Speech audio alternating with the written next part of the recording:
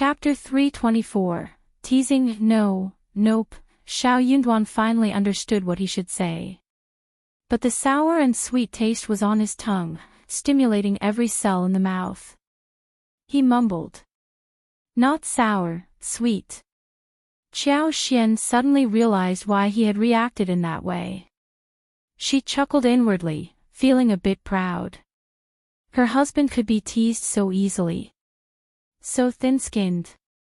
Qiao Xian added. For real. You want to try one more?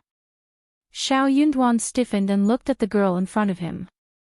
In the dim light, she had raised her head to look at him, her moist black eyes smiling a little. She was holding a plum in her slender hand and was holding it next to his lips.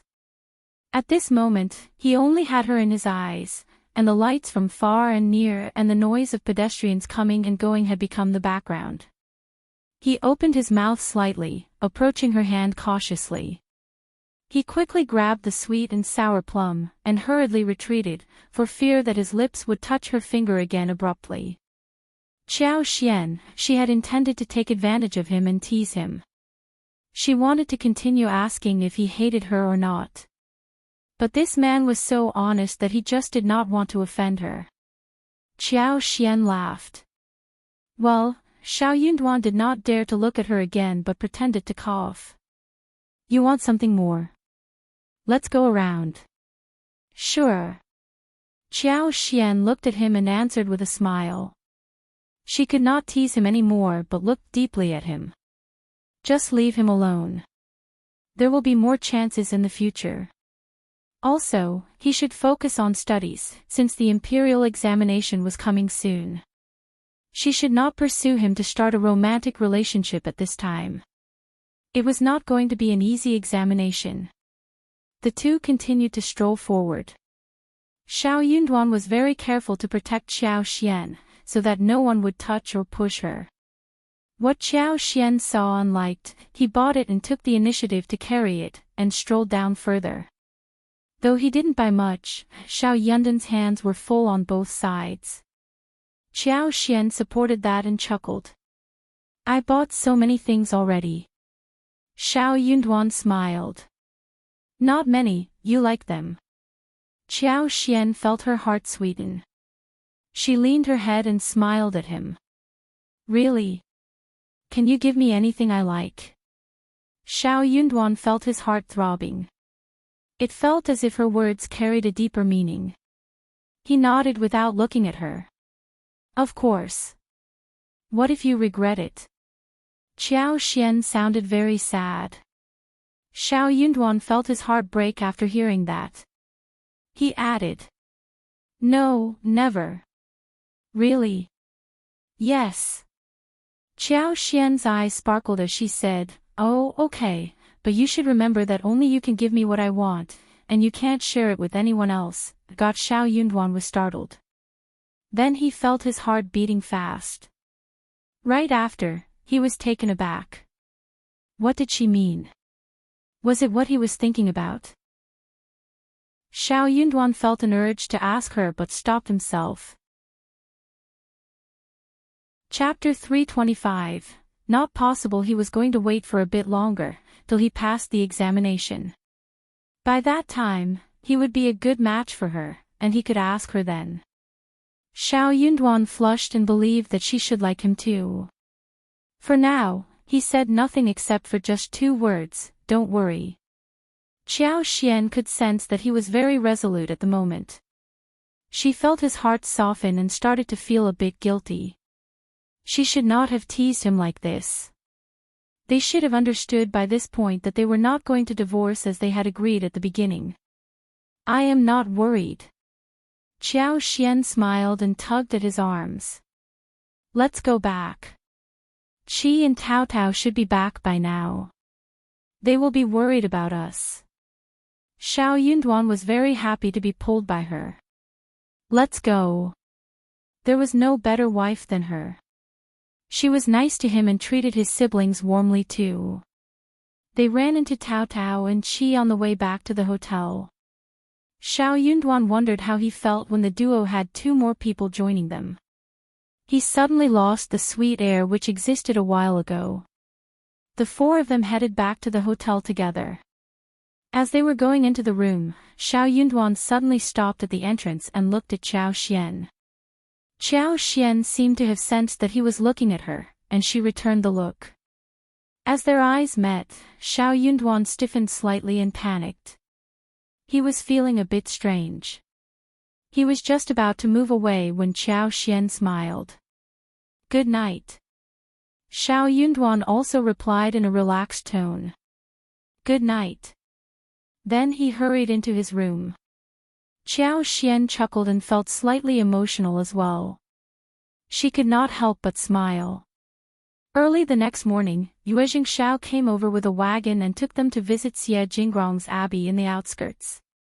Xie Jingrong's abbey was his personal property, which was located at Peach Flower Site, more than 10 miles away in the southern outskirts of the city.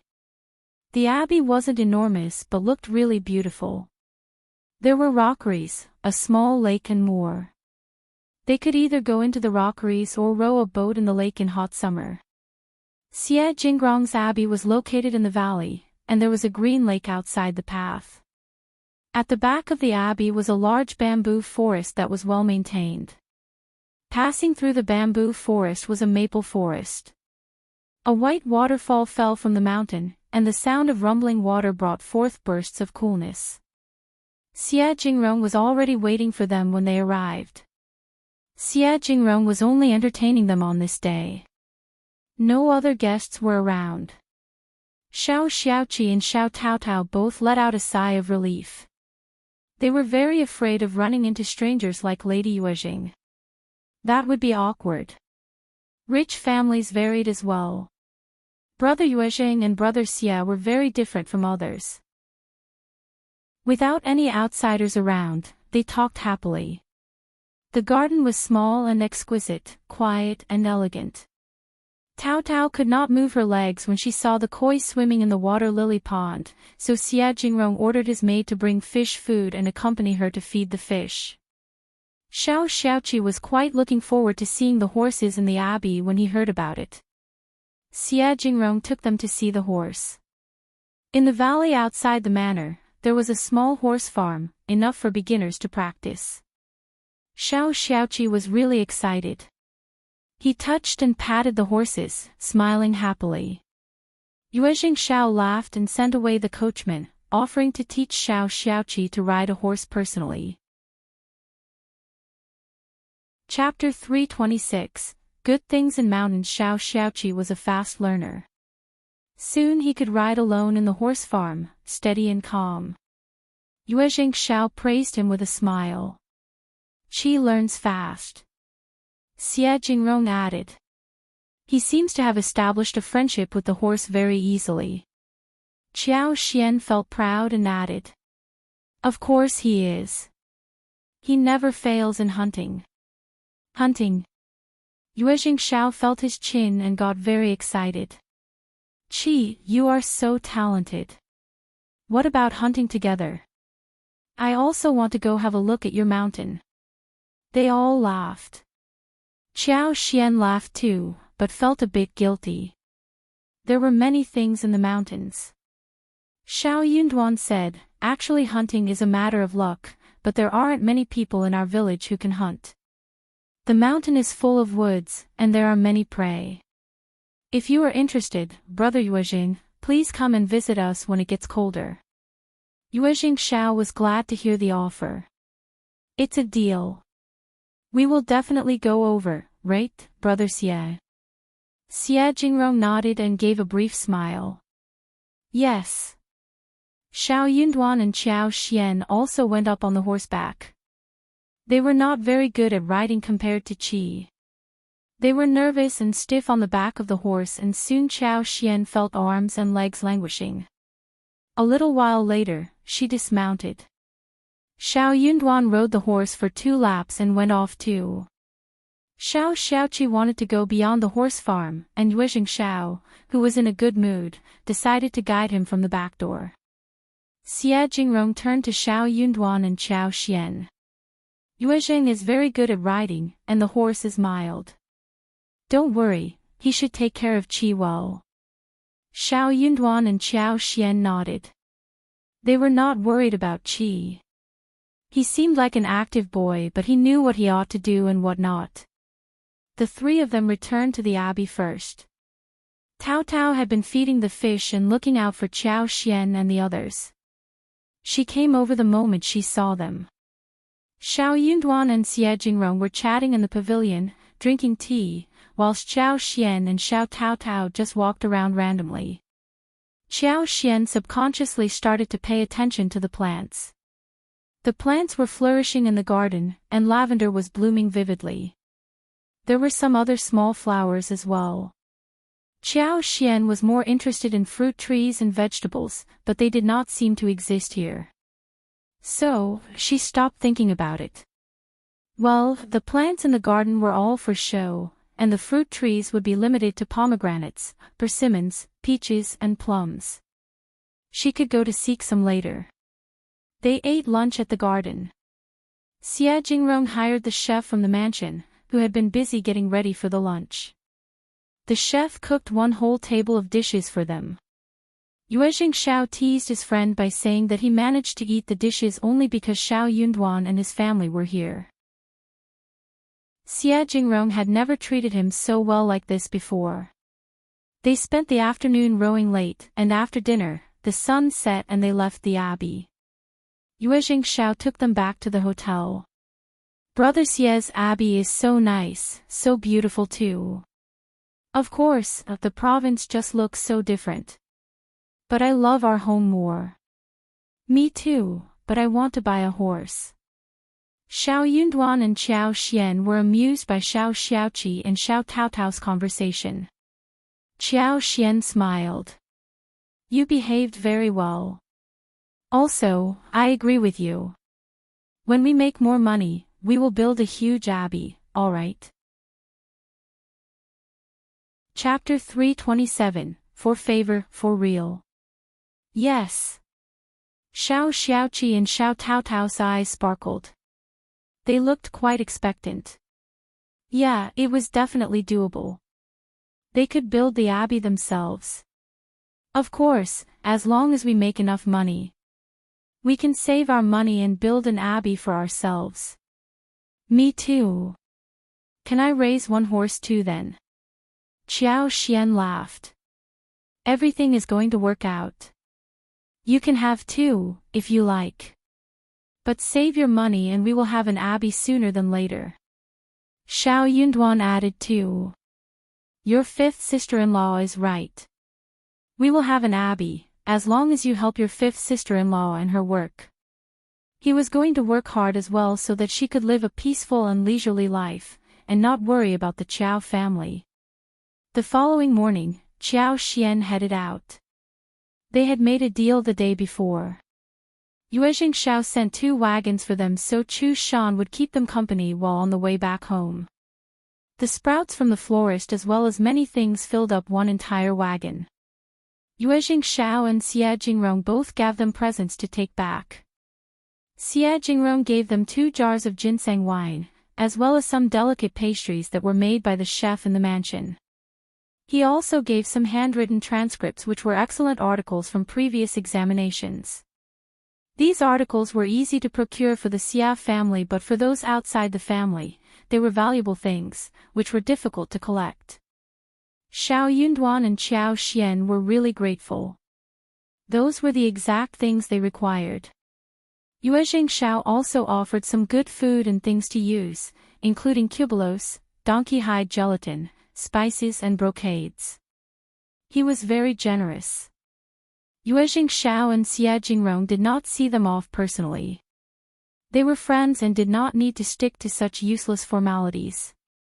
Also, Shao Yunduan was going to participate in the imperial examination next year, and when he went to the next level, he could openly become good friends with Xie Jingrong, who would bring along his good friend, Yuezheng Shao.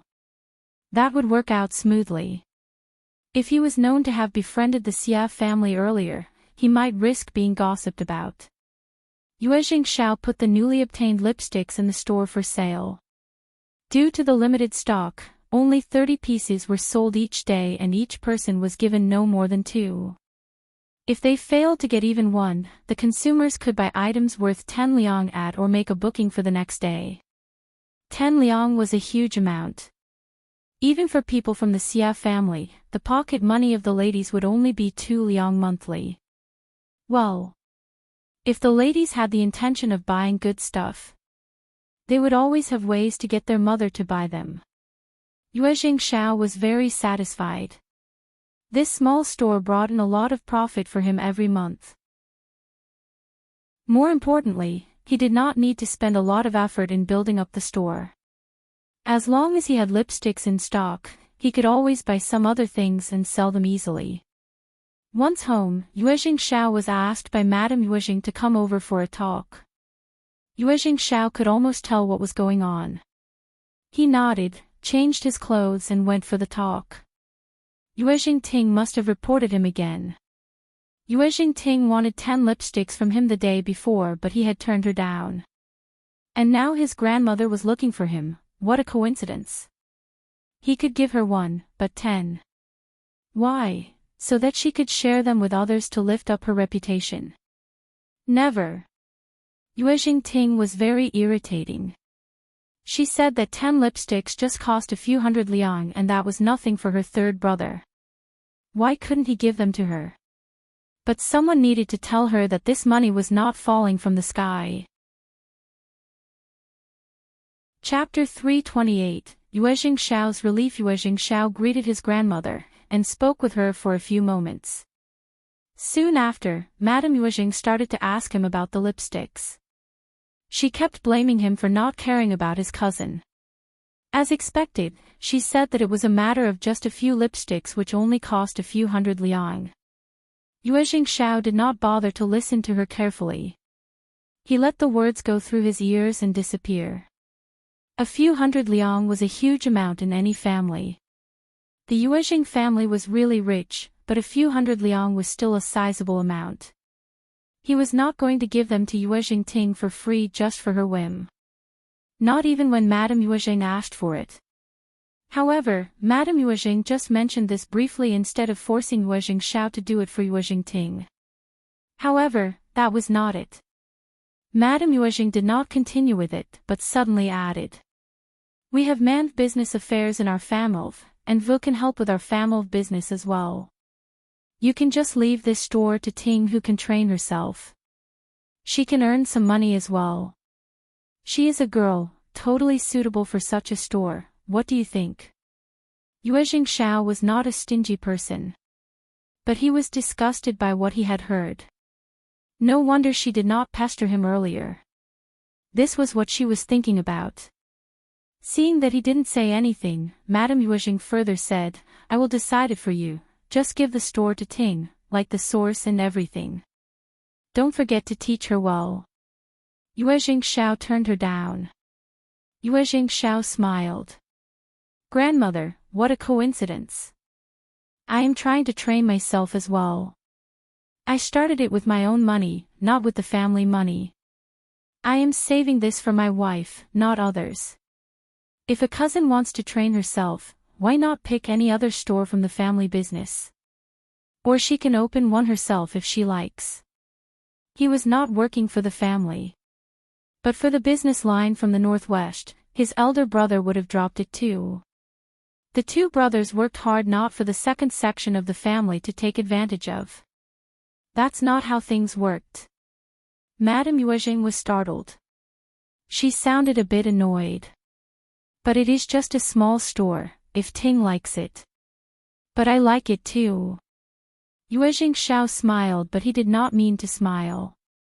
He replied in a frivolous tone. Grandmother, you know that I will never give away anything I love.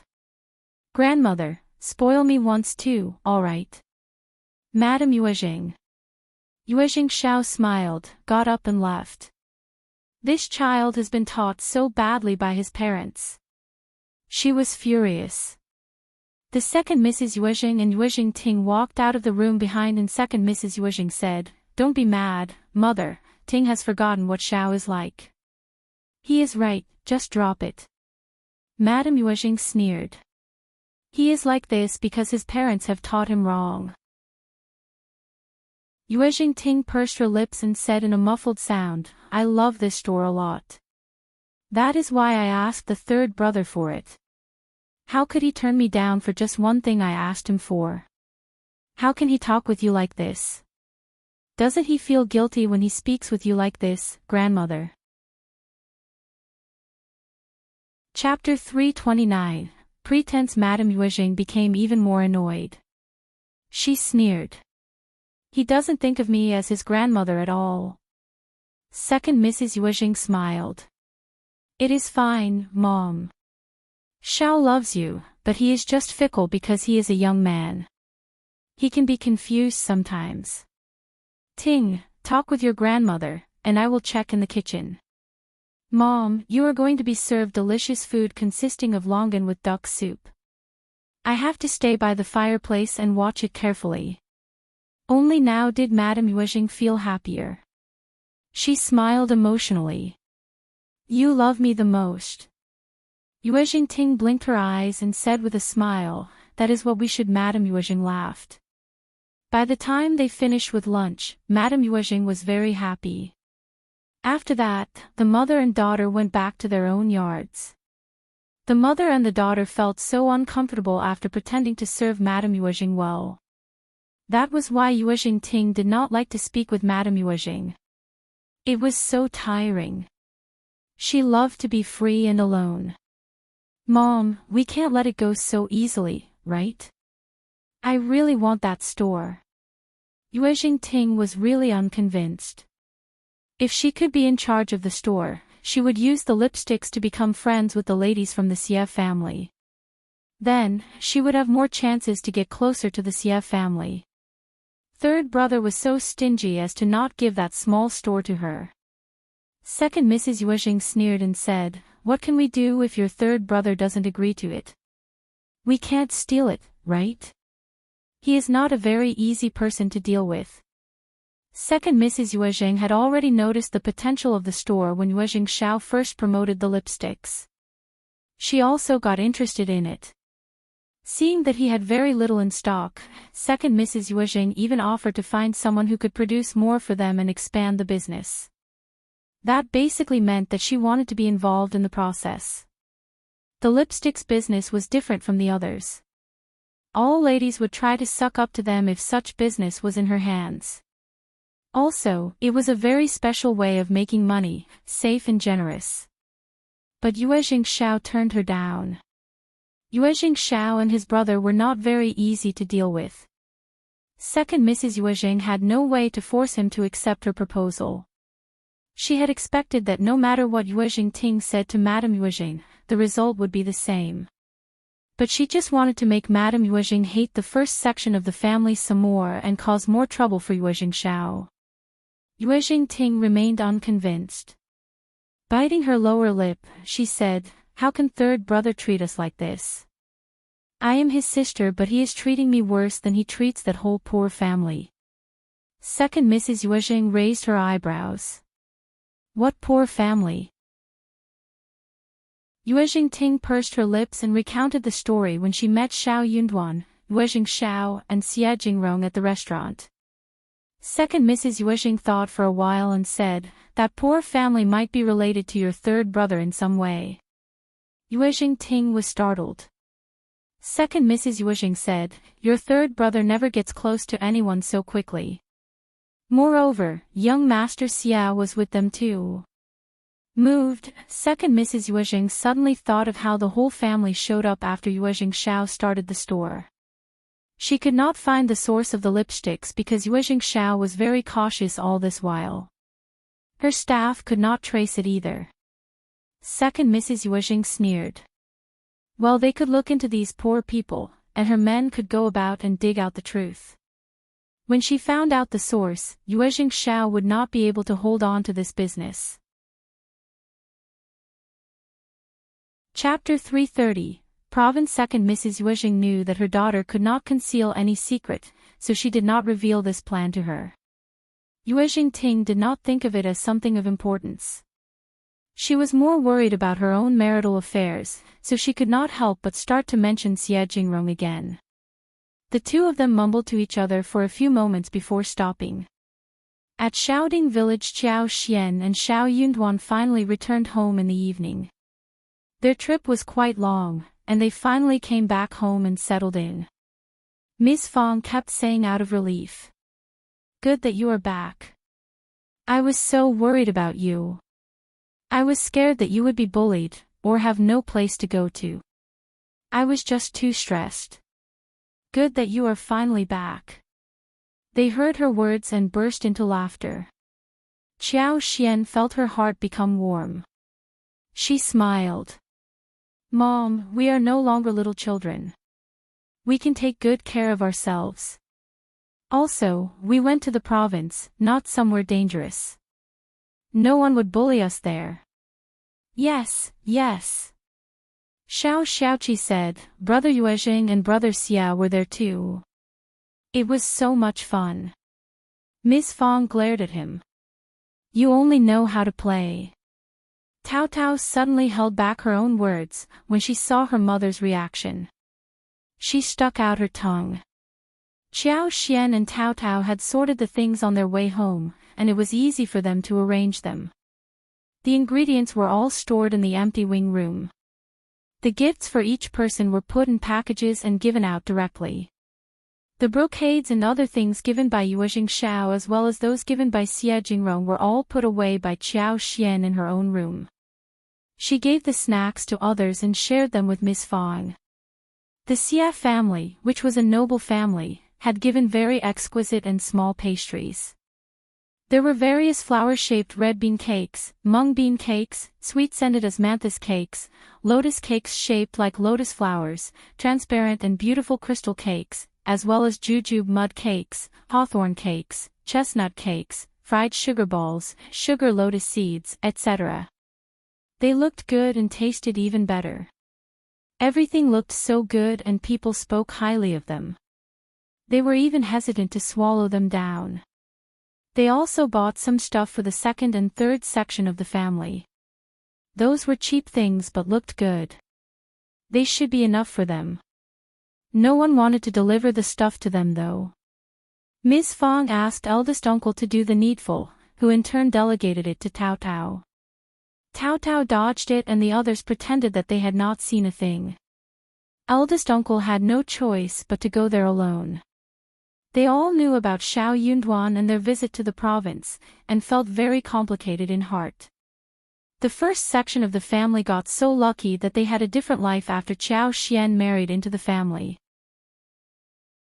That was the province they went to. Not many people from the village even went to the town.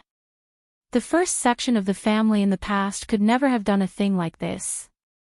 Eldest uncle delivered the things, and Ms. Niu and second uncle were both quite happy. They were no longer as wild as in the past. Ms. Niu knew that they could only wait for Ms. Fong to give them stuff. Ms. Shang looked at her smiling in-laws and got annoyed.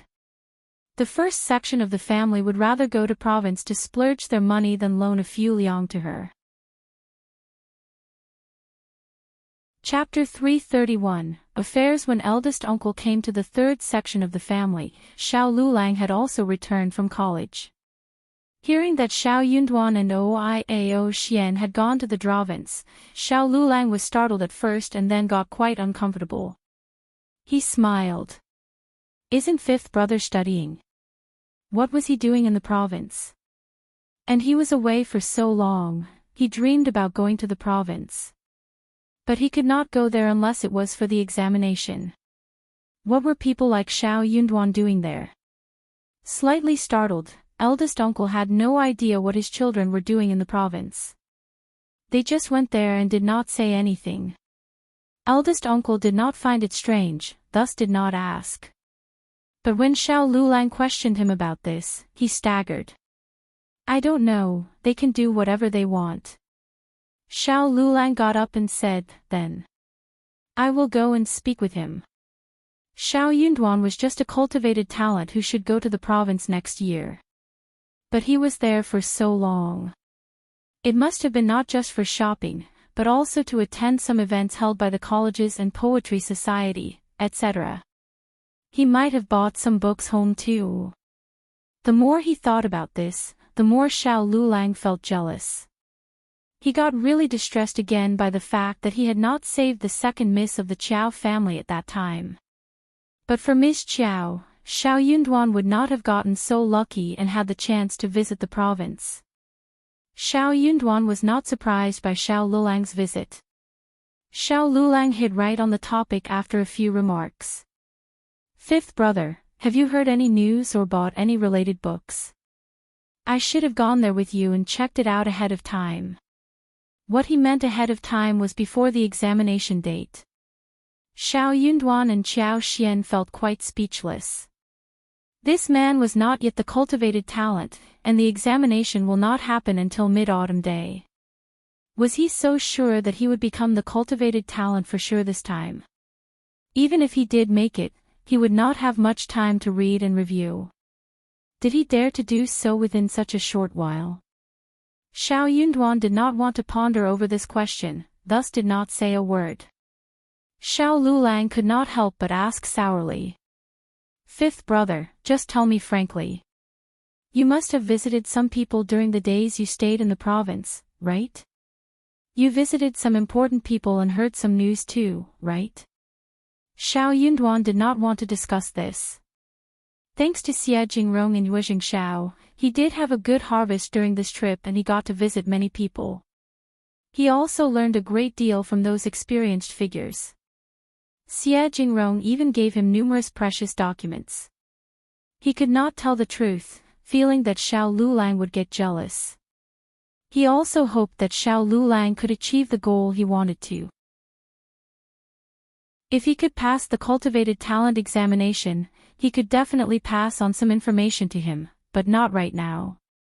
It was not very easy to meet those people, Shao Yunduan replied vaguely. Liulang felt much more comfortable and showed a smile on his distressed face.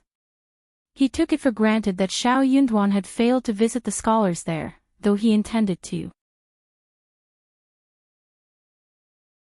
Chapter 332, For whom, fifth brother, you are right.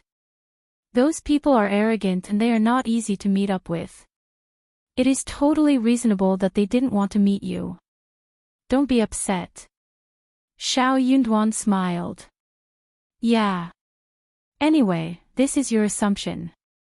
Liulang asked again. Fifth brother, but you must have bought some books home, right?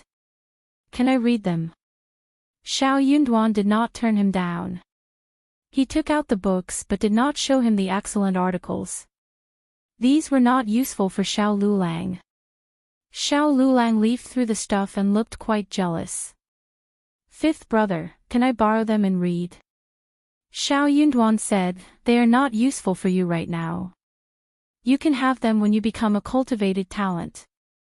He needed these books and decided to study them wholeheartedly these days. He was not going to let Liulang borrow them away. He would not mind helping Liulang when he was not affected. But he was not going to sacrifice himself for him. Liulang was not worth it. Also, he needed to be guarded against this cousin of his. He was always so jealous of him. Since he got the books, Shao Yunduan would not loan them out to Liulang. He would only allow him to make a copy. For some reason, Liulang started to believe that Shao Yunduan had more opportunities to pass the examination. That made him both jealous and anxious, and he even started to panic. Shao Yunduan was always far more excellent than him, though they started to study together. Shao Yunduan kept going upwards, whilst he remained still. What would others think of him under such circumstances? He would turn into a laughing stock. Fifth brother, I am just borrowing them. You are too stingy to lend them to me. Or are you trying to stop me from making it to the next level? I am not affecting you. We will bring honor to our family together. Eldest uncle heard that and added involuntarily. Yunduan, you can just lend them out to your cousin. If both of you make it, we will be so honored. Shao Yunduan did not respond to his father. In his father's opinion, his brothers were all very nice people without any fault. That is okay. Shao Yunduan said calmly, you can come and copy them. I need to use those books, and so, you can't take them away. But you can copy them. Shao Liulang looked embarrassed. But I am going to take the examination soon, what time do I have for copying? Fifth brother, you are giving me a hard time. Qiao Xian could not stand it anymore. Who on earth was giving others a hard time here? Don't worry, these books are not very practical for you right now. They are useful for him as the cultivated talent. You can copy them when you become a cultivated talent. I bought them with great difficulty, not just with money. These are very precious for my husband right now, and it is not very suitable to loan them to you right now, okay? You are our cousin, and we allow you to make copies, otherwise we would not even show them to anyone else. Miss Fong looked annoyed. Liulang, it is your fault. They are not useful for you, what are you borrowing them for? Are you trying to slow down Yunduan? Shao Liulang got annoyed. How can you say that, eldest aunt? Chapter 333, Unexpected Ginseng. Miss Fong sneered. Then you don't have to do so. Shao Liulang got annoyed and got up. Okay then. Shao Liulang left and Miss Fong said to Shao Yunduan, just ignore him. He must be ill-purposed and knows nothing. I wonder what books he has read. Shao Yunduan smiled. Mom, I am not angry. You shouldn't be angry as well. He glanced at Qiao Xian and they looked at each other. Qiao Xian smiled. I am not angry either. Shao Yunduan chuckled and nodded. Eldest uncle opened his mouth and suddenly, he felt that he was not a part of the conversation. He said with a muffled sound, Yunduan, you can help your cousin. If both of you make it, it is an honor to our family. When he becomes a cultivated talent, I can definitely offer him any books he wants and answer all of his questions. Well, Shao Yunduan did not think that Shao Liulang was modest enough to turn to him for help. He would always try to start an argument with him on whichever topic it may be. Eldest uncle opened his mouth and did not have any idea what he should say. His son had already finished what should be said, though he did not think anything was wrong. After a while, he replied in a muffled tone. Okay then. Miss Fong rolled her eyes but said with a smile to her children, you are tired too, I will get Miss Su and Miss Yang to make some food. Miss Yang always sneaks in some food whenever she is cooking. The following day, Qiao Xian went through everything she bought from the province, which included cloth, needle and thread, and some silk flowers, which she shared with Miss Fong, Miss Su, and Yang Xiaoni. Everyone was so glad to receive the presents. Qiao Xian was very curious about the 2 jars of ginseng wine. She opened them and checked them. She was startled the moment she opened them. The ginsengs were as thick as one's fingers, and the scent attacked the nose the moment she opened the lid. More importantly, one of the ginsengs even had a pair of leaves growing out of the surface. The ginseng was still alive inside. Overjoyed, Qiao Xian used chopsticks and took out the ginseng, sending it to her space. Instantly, she saw how the ginseng went into the enriched earth. The leaves expanded and it looked greener. The space became more magical and lively. There were still many things that the space needed. When it reached a certain degree, something different would happen. Not only would space become stronger, but her superpower would become stronger as well. Then the plants would flourish more and the space would become better and better. Look at those that she had put inside. They were much stronger than before, and the space became even more magical and lively. She was going to work harder. When roses bloomed, Qiao Xian and the others started to make lipsticks. They were better at making them now and were faster too. After this, they went on to pick the mushrooms and wooden ears as well. Shao Sanlang even went into the town to buy meat and ribs, so they could make food with the fresh mushrooms. They chopped the meat, stuffed it with some minced green onion, made stuffed mushrooms, fungus and yam slices, boiled peanuts. They also grilled pork ribs with mushrooms, and fried cabbage with mushrooms and scallops. Chapter 334. Sweet osmanthus. The fresh mushrooms were thick and tender, smooth in texture and fragrant, suitable for all kinds of side dishes. Qiao Xian harvested some snow fungus as well. She saved the original to take the spore mycelium and cultivate more. If all went on like this, there would be a huge harvest of snow fungus soon. Sweet osmanthus had bloomed as well. Qiao Xian had more than 2 mu of sweet osmanthus, and she used some of her superpower to make them grow faster. Those flowers grew faster than ordinary ones, and the flowers were not very huge. Qiao Xian was thinking that she should put in some more superpower so the amount could double. When the flowers were more lively, she was going to place one clean carpet below the tree, shake the flowers and extract oil from them to make lip balms. Also, she was going to save the extra ones for using them in perfumes. The sweet osmanthus did not bloom in a large quantity in the floral field, but many people in the village had osmanthus trees planted in the open space in front of their gates, some of which were decades old, with thick branches and cloud-like crowns. People could smell the refreshing floral scent from afar. Qiao Xian decided to buy some sweet osmanthuses from those households seeing the flowers blooming there. The price was 3 yuan for half a kilo. The trees in front of the house meant auspiciousness and could provide shelter. Also, the smell would be nice in autumn. The villagers never expected that they could make money out of it. The villagers were very happy about receiving the monov. They all went to Qiao Xian when they got the news. They were all trying to be the seller. Qiao Xian truly wanted to collect as many sweet osmanthus as possible. The more essential oils were refined, the better. Osmanthus could also be used to make osmanthus candy, osmanthus cake, osmanthus pie, and osmanthus sauce. After drying, it could be used as fillings for various snacks, porridge, and various sugar waters. It could also be added to make tea or wine. The fresh sweet-scented osmanthus was washed, added to honey and stored in a sealed container. With that, they could get sweet-scented osmanthus honey.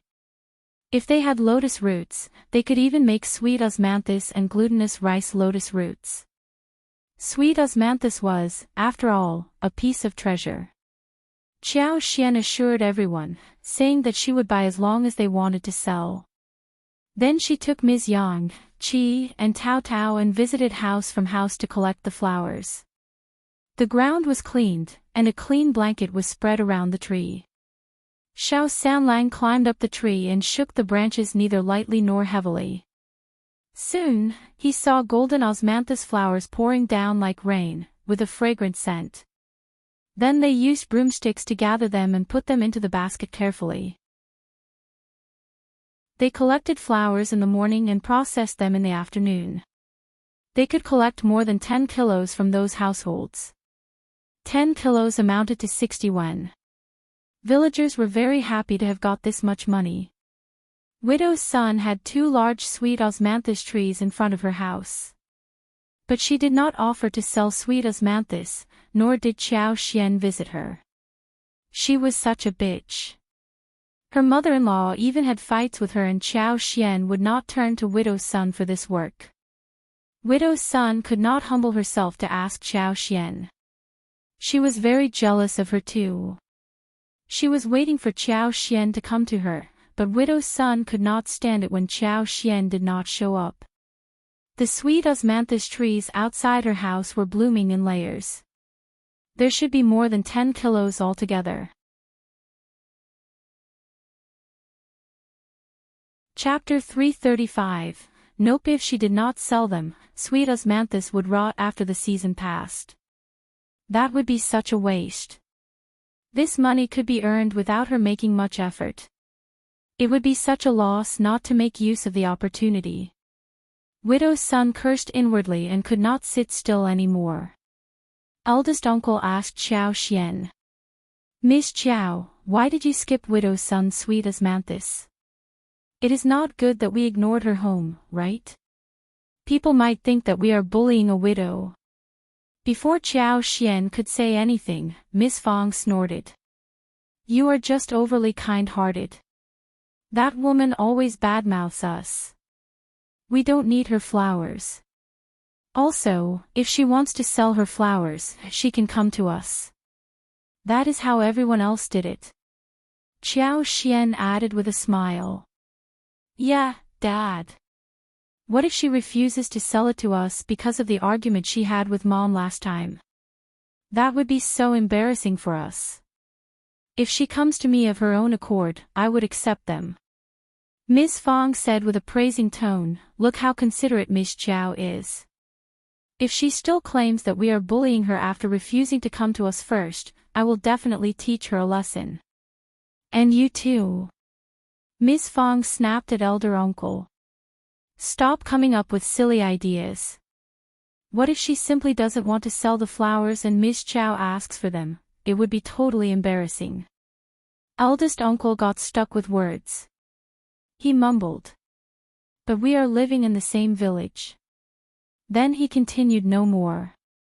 He had chatted with the land officer earlier today who mentioned it to him.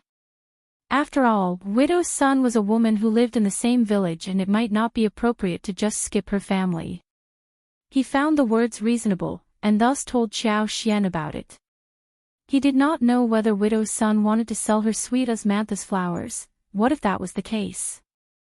Widow's son waited for a long while but Xiao Xian did not turn up, so she got really annoyed. They are just bullying me. Wait and see. After the rain, it got cooler. The burning sensation of the sun shining on people had also disappeared. Although the sun was still bright and dazzling, the scorching temperature caused by it had obviously subsided. The sun shone brightly, but it was not scorching. Mid-autumn day will arrive soon. It was time to eat crabs. For now, all they could do was just to think about it. Crabs were in the river, but they were river crabs, thin and not meaty, most of which were just bones. Xiao Xian and Shao Xiaoqi as well as Tao Tao had caught some before, but the crabs were not to be steamed. They could only be cleaned, chopped and fried with ginger and scallions. Only a small taste of crabs could be had. There were no big crabs for sale in small places in the county town. Some wealthy families were greedy for this bite, and they all asked the housekeepers of mansions to go directly to the province to buy them. Xiao Xian believed that when the tea field was set up at the Zhang village, she was definitely going to dig one pool stretching across 2 to 3 mu. By that time, there should be all kinds of seafood, such as fish, shrimps, crabs, snails, and mussels available. Lotus root and water chestnut should also be cultivated, ready to eat at any time. It was time for them to pay back a visit to the other side of the family as mid-autumn day approached. All married women, including Xiao Xian, needed to visit their natal homes on Mid-Autumn Day and Chinese New Year's Eve. Chapter 336, Ready to leave. There was no preferential treatment done in the first section of the family. Miss Fong was very generous, especially with plenty of money in her hands. She had abundant presents prepared for Miss Su and Yang Xiaoni. A duck, a chicken, 30 eggs, 10 goose eggs, and a bottle of honey weighing about 2 catties, all of which were taken from home. She also bought around 4 kilos of pork belly, 2 jars of wine, 5 kilograms of pastries, and 2 pieces of thick fine cloth. Miss Fong used the shared savings to buy these things. Miss Fong would not care what more they would want to buy privately with their own money. Miss Fong did the same with her own family too. Xiao Xian was an exception though. Miss Fong gave Xiao Xian 20 liang and asked her and Shao Yunduan to buy according to their own customs. After all, she did not know what the county magistrate would require. Since they treated Xiao Xian badly and did not like the local stuff, they were not going to send things from home. 20 liang was enough for them to buy whatever they needed. Qiao Xian tried to turn down the 20 liang. But Miss Fang smiled. I know you have money, but these are from shared savings, and what you need to do is to take it. Qiao Xian accepted it with a smile and spoke highly of her mother-in-law, making Miss Fang smile brightly. Miss Su was very happy. She could not help but raise her head when she thought of how much she could take to her home. This stuff should be enough, so she decided not to buy anything more except that she could offer 2 liang to her mother privately. She asked Xiao Xian for some tomatoes and watermelon seeds. Tomatoes were very tasty for wok dishes and soup. When made into a sauce, it could be stirred with noodles. Miss Su thought about taking some home for her parents to eat, so they could plant some more next year. Qiao Xian agreed generously. She picked some and together with some newly picked mushrooms and wooden ears, she gave them all to Miss Su and her mother-in-law. But for watermelons that were out of season, they could even bring some home too. They even had some tea leaves prepared as well. Qiao Xian thought of her lipsticks. She told them not to share the information with their natal families. Lipsticks were very special and had a huge potential. They would run out of stock instantly. Qiao Xian did not want this to be exposed so as to cause trouble for herself. Miss Fang and Miss Su both agreed. Miss Fang and Miss Su were very excited about visiting their own homes, but young Xiaoni was not willing to return to her house. Mom, I don't want to go back to my home. I don't want to give them anything. They would rather feed the food to the dogs. Shao Sanlang added. That is true. They bully my wife and still get good things from us. No way. Both of them were very angry. Miss Fang, when reminded of Yang Liang and his wife, felt annoyed too. The couple did not dare to cause trouble to Miss Fang after being taught the lesson last time. But for Mid-Autumn Day, which was approaching soon, Miss Fang almost forgot about how the couple had behaved last time. Miss Fang thought for a while and said, "You can do whatever you want. But remember one thing, never cause trouble to the family. We are reasonable people who always prepared presents for the daughter-in-law's families, you should not cause any rumors for us." Young Xiaoni and Shao Sanlang exchanged a look between themselves, feeling rather unhappy. What about visiting your parents' tomb again? Chapter 337, Worshipping Young Xiaoni nodded directly. I think that's what we should do. Miss Fang. Anyway, they could do whatever they wanted. The couple behaved badly first. Therefore, when Miss Fang and Miss Su headed home happily with presents in their hands, young Xiaoni and Shao Sanlang stepped out as well. But they went to do the worshipping of the deceased. There was a whole chicken boiled in water, and large pieces of boiled pork belly. There were cakes, wine, incense candles, paper money, and each of them was carrying a hoe to sort out the graves and remove weeds. The couple did not enter the village but went to the tombs directly. Some people witnessed the scene and went to inform Miss Tian and Yang Liang about it. After all, what young Xiaoni did the previous time was shocking, and Miss Tian, as well as Yang Liang, had been laughed at till date over it. But young Xiaoni managed to marry into the Shao family, which was quite a lucky thing for her. Many people were curious whether young Xiaoni would bring the gifts to her mother's family for the Mid-Autumn Day. She did, but she went to the tombs instead. Miss Tian got so furious when she heard the news. What is wrong with that damned girl? Does she think that she can look down upon us just because she has married someone rich? She needs to have her own home as the backup, otherwise she will cry to death without us. Yang Liang was very displeased too. He said impatiently, "Just drop it, it is so humiliating." Miss Tian sneered. "Your sister is shameless. You should speak to her." Ever since young Xiaoni was married off, the couple had to do all kinds of housework and they were both really irritated. So they kept arguing with each other. Yang Liang could not stand Miss Tian, and he was pissed each time. He did not dare to hit Miss Tian because she would scratch him back. So Yang Liang left angrily with a sunken face. By the time he realized where he was going, he had reached the entrance of the village. He was startled and subconsciously headed towards his parents' tombs. Young Xiaoni and Shao Sanlang had removed the weeds, added new soil and put on the sacrifices and candles, incense. The couple were chatting when Yang Xiaoni suddenly smiled brightly. Hearing the sound of footsteps, the couple turned to Yang Liang and got startled. Shao Sanlang subconsciously pushed Yang Xiaoni behind his back, and asked, "What are you doing here?" Yang Liang opened his mouth and was even more surprised than them. He was totally shocked. Was this girl really his sister? The original yellow, thin face had grown flesh, but it was not fat. The melon-seeded face was very pretty, the skin was white and red, the facial features were so delicate and beautiful, the apricot kernel's eyes were watery, and the black oily hair was glowing with a healthy luster. More importantly, she was full of energy and looked radiant. There was no one in the village more beautiful than her. She was wearing a goose-yellow embroidered skirt. Although it was not satin and brocade, the material was very good at first glance. The colors were bright, and the shoes on her feet were embroidered in sapphire blue. She looked extremely beautiful. Yang Liang was shocked.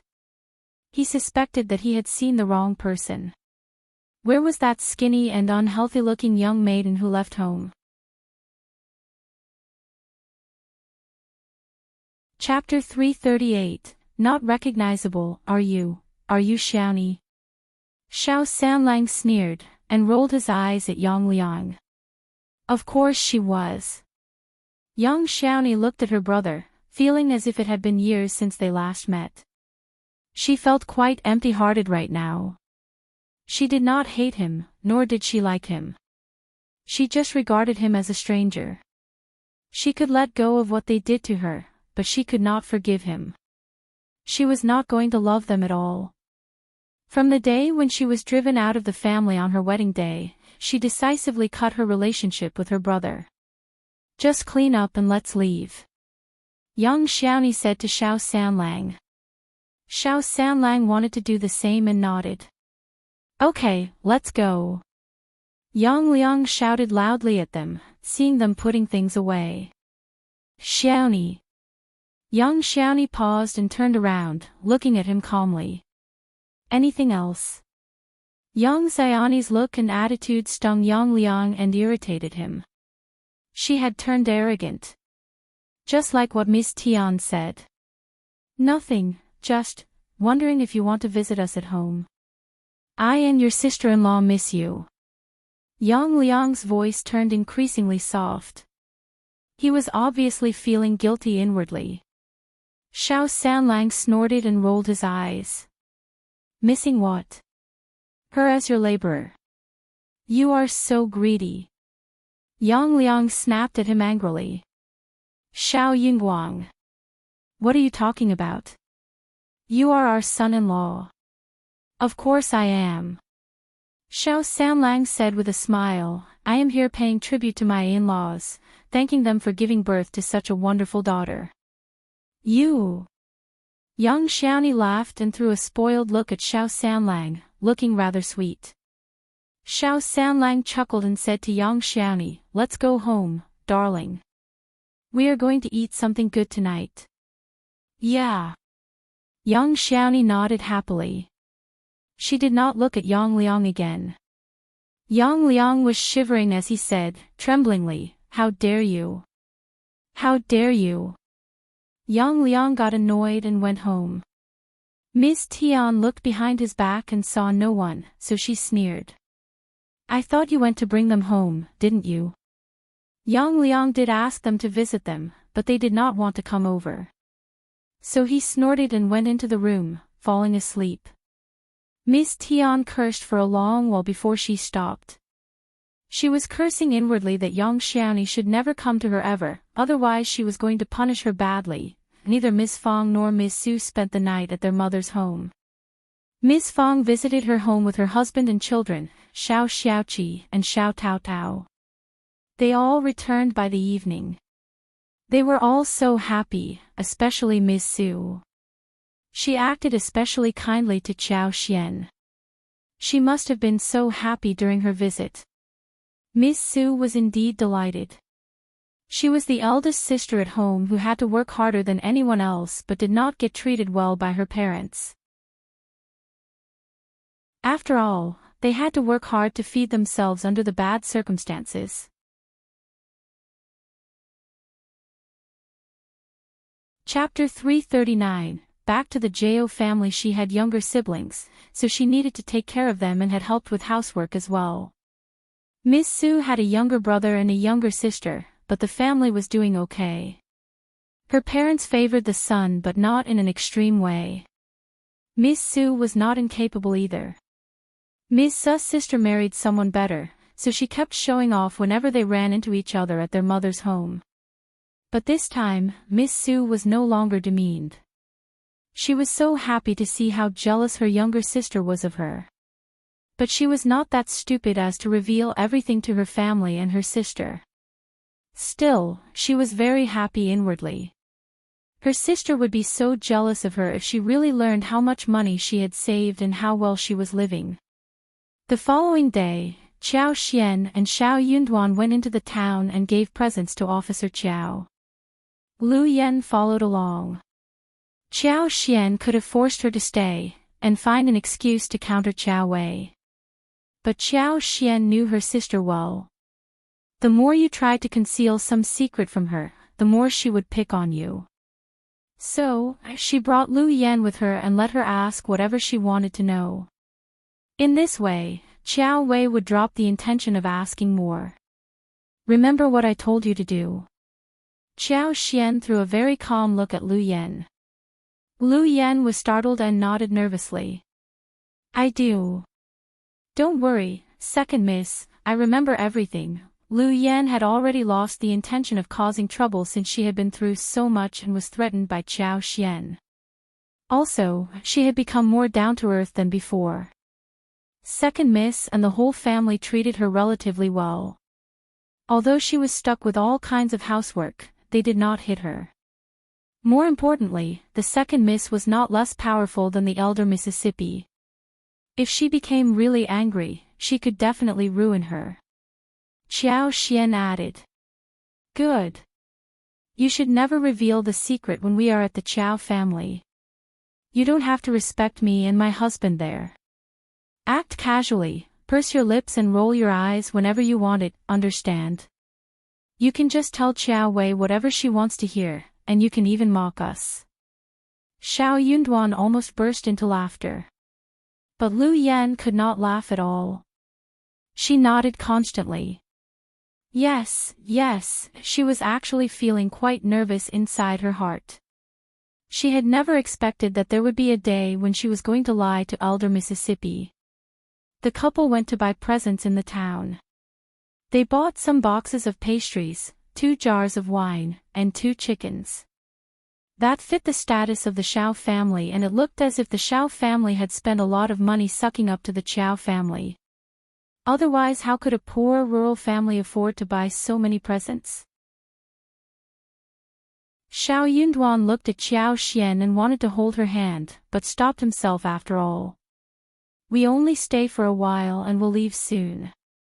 Don't be angry no matter what they say. Qiao Xian smiled. I won't, and you should not either. Shao Yunduan nodded and they smiled at each other. They knocked at the gate of the mansion and the guards let them in.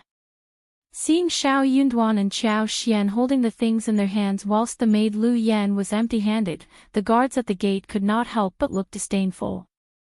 Second miss was such a failure. Even the elder Miss Cat was more precious than second miss, and Lu Yan was elder Miss Maid. What could second miss do about her anyway? The guards felt jealous. It seemed that Lu Yan must have been acting like an arrogant miss at the Shao family. Chapter 340. Not for examination. Officer Qiao was present as well. Xiao Xian and Shao Yunduan walked in and greeted them politely. Officer Qjao and his wife were not at all interested in their presence. The maids took them away the moment they accepted them. Officer Qjao nodded at them and behaved as if he had given them the biggest favor. "Take a seat." "Thanks, father-in-law." Shao Yunduan and Xiao Xian sat down. Xiao Xian had her eyes lowered and uttered no sound. Officer Qjao frowned and looked disgusted by how Xiao Xian behaved. This was the concubine's daughter he hated the most. She was timid, weak and quiet. She was not open-minded like Wei, nor was she lovely like Ko. She was not at all interesting for anyone to hang out with. She simply wasn't pleasing to look at. But Officer Qjao had not thought about what made Xiao Xian become so. Her mother, who was alive in the past, had been bullied by his wife all the time. What could a concubine's daughter like her do to survive? After a few words, Concubine Du said with a smile, "Second miss, you are still so shy, even in front of your own family. But as I look at you, I find that you seem prettier than before. Is it because of the good living in the countryside?" Xiao Ko chuckled inwardly, and threw an ironic look at Xiao Xian. Xiao Xian subconsciously cringed and said nothing. She reminded herself that next time, she needed to wear makeup that made her look sad and weak, not pretty. Seeing her slightly changed look, Xiao Ko believed that she was feeling very embarrassed. Thus she became even happier and proudly raised her eyebrows. Officer Qjao said nothing as he glanced at Xiao Xian. He turned to Shao Yunduan. "You are a cultivated talent, right?" Shao Yunduan replied to this fact politely. "Yes, father-in-law." Officer Qjao nodded and asked again. "Do you plan to participate in the examination next year?" For one moment, everyone turned to look at Shao Yunduan. Apart from Xiao Xian, no one, including Officer Qjao, intended to let Shao Yunduan take part in the examination or expected him to pass it. Shao Yunduan forced out the answer. "Yes." Officer Qjao snorted and said nothing more. He had lost interest already. He did not think that this man would pass the examination anyway, just by looking at how unconfident he was. Madame Qjao and Concubine Du were both quite delighted seeing this. Madame Qjao smiled. "If you are not that sure, you don't have to take the examination next year. It is such a waste of money for your poor family, right? You are still young, you can spend one more decade preparing and then trying it, isn't that better?" "You are right." Concubine Du added. "You need to know that you are not only the son of the Shao family, but the old master's son-in-law. If you don't make it through, you are going to be a humiliation for our family too. I don't think you need to try it now. I heard that you need to be very well prepared to pass the examination. The chance is 1 out of 100. Honestly, you are too young to pass it." Officer Qjao looked serious as he nodded. "They are right. If you are not confident, you don't have to take the examination at all.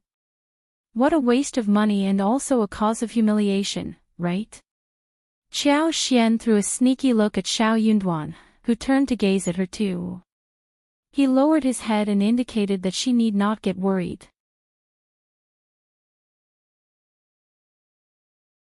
Chapter 341, Showing Off. Parents-in-law. Concubine Du, your words are reasonable.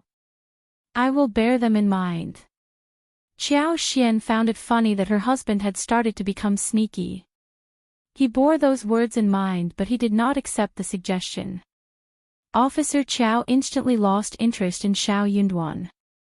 What could a cultivated talent do?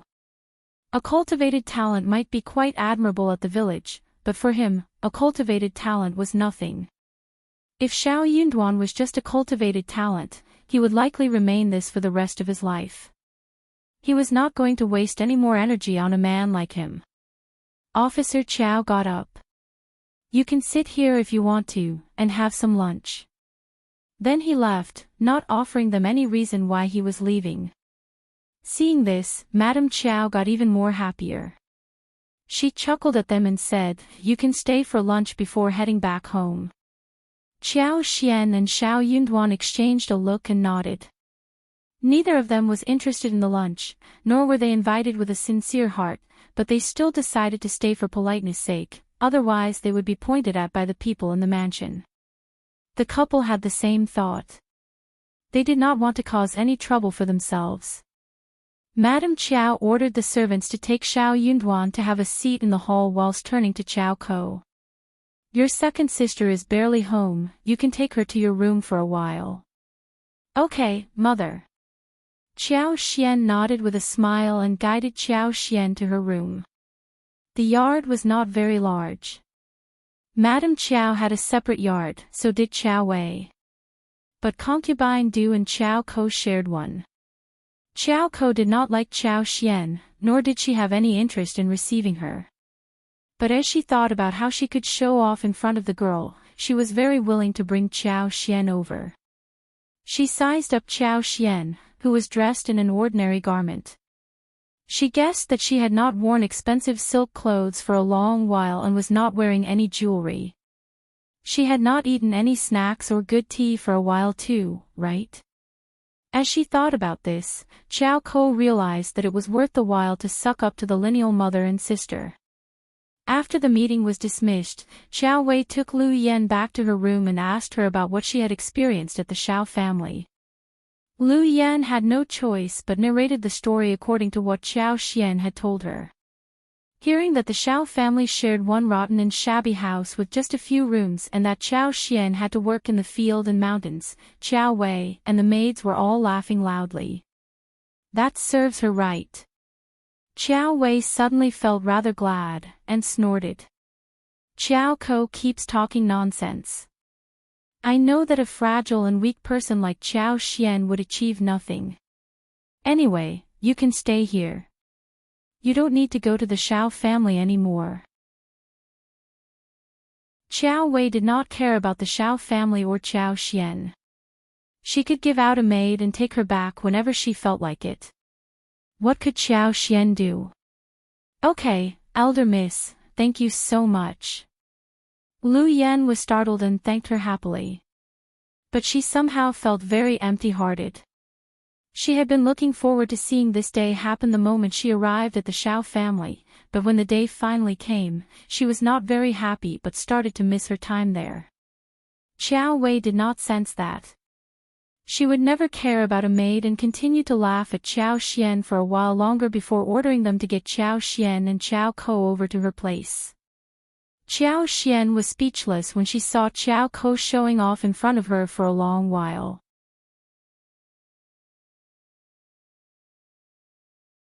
Chapter 342, Lipstick. Xiao Wei let out a sigh of relief when someone came to fetch her. She and Shao Yunduan had behaved well and showed no leaks, so Qiao Xian did not think that Qiao Wei would do anything to her, apart from showing off.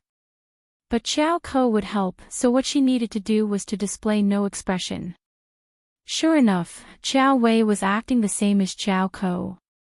She laughed at her and kept showing off her clothes and jewelry.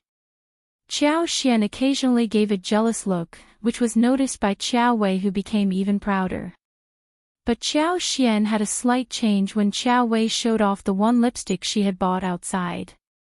Qiao Ko had a jealous look on her face this time. Qiao Wei had got 7 liang for one lipstick was too much for Madame Qiao to give all the time.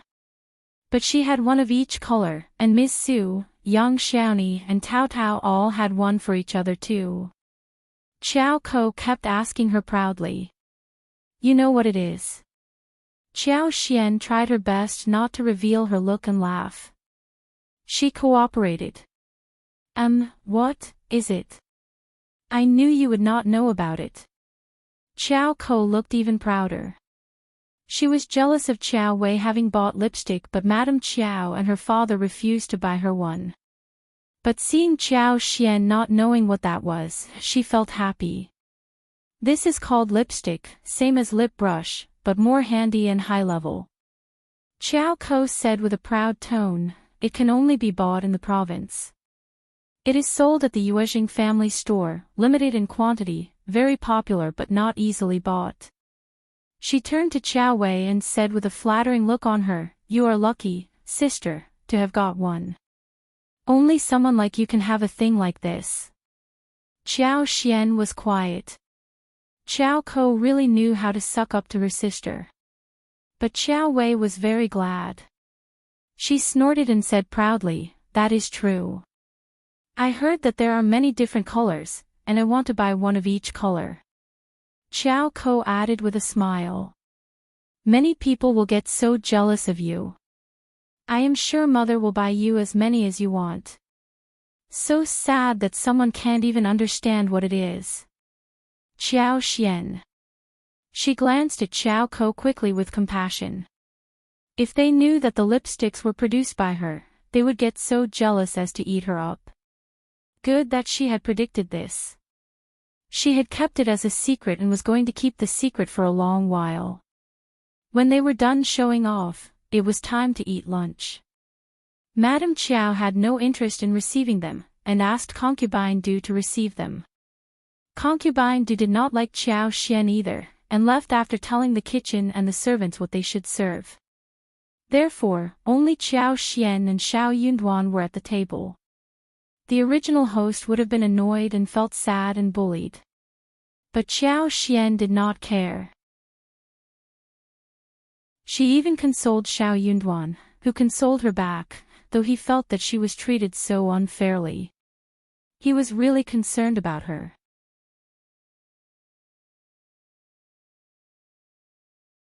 Chapter 343. For festival the couple had fun during lunch.